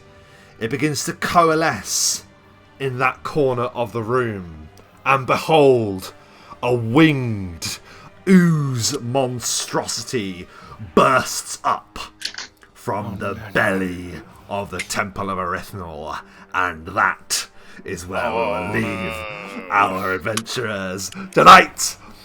Ooh. That's crazy. Oh no! What have you guys woken? Oh no! 17 points of damage. And amazing. There we are, boys. So that is a very, very well cleared out Temple of Erythnul. We're going to do a very quick debrief, and that'll be us for this session. Matt, we would like to hear your thoughts and feelings at the end of the session. I mean, it's. I was going to say I love a good dungeon crawl. It's not specifically a dungeon crawl, really, more of a stronghold crawl, but still kind of. Obviously, I love all the spectrum and scope of D&D, but one of my favourite things is a good sort of dungeony map that we go room to room. It's sort of old-fashioned D&D. I love that sort of stuff, so definitely did it for me. I was worried about the big circular blades in there. That was a real thing. And obviously, Erythnul. I mean, yeah, man. He was one of my favourites back in the day. I just love his savagery. And I very much remember the Valdane moment. I'm glad that came up. I remember that moment because it pissed me off. A moment will... The moment where I was like, I've got his stats right here. He's just going to kill you. And you were like, nope. Managed to block an attack. I was like, I don't know how. It was a sweet moment. But it was a moment beautiful. Long remembered. But yeah, lots of fun. Lots of lovely teamwork. I look forward to the next one. Fighting a ooze, always a challenge. So we shall see how that goes. Yeah, we will. And amazing display of power from Flis in this. Nothing's really bothered him yet, which is interesting. We shall see. We shall see. I mean, I think if he comes up against, there is a lot that can. I'm sure. Oh, of course. Reflex and will is not good. He's got away with it so far, but we'll see. He can tough a lot out, but yeah. And speaking of toughing a lot out, I think Galerick's toughed quite a lot out today. Mike, thoughts and feelings at the end of the session? I think Galerick's not entirely... He's not an idiot, but he's most certainly not as clued in as maybe Pop is at the situations. But he is concerned. He knows the names. If he's heard stories, he was there for some of them. So there are distant memories that haunt him about that. But there is a personal level of wanting to sort of do more against injustice that's creeping through, beyond being just this hedge knight and wanting to stand up more against evil that's just kind of simmering through at the moment.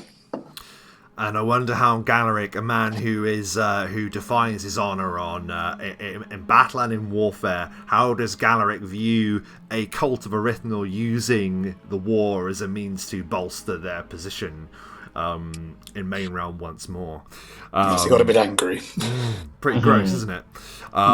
Appropriating a war for their own diabolical ends.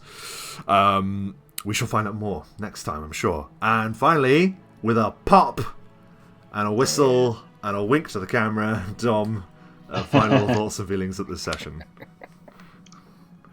Yes, I enjoyed getting to explore some more spells and things.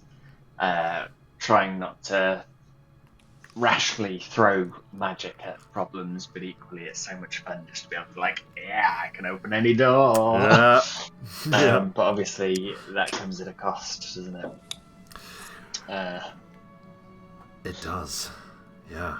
And I don't know huge amounts about ooze. They always scare me, and especially for a illusionist / enchanter.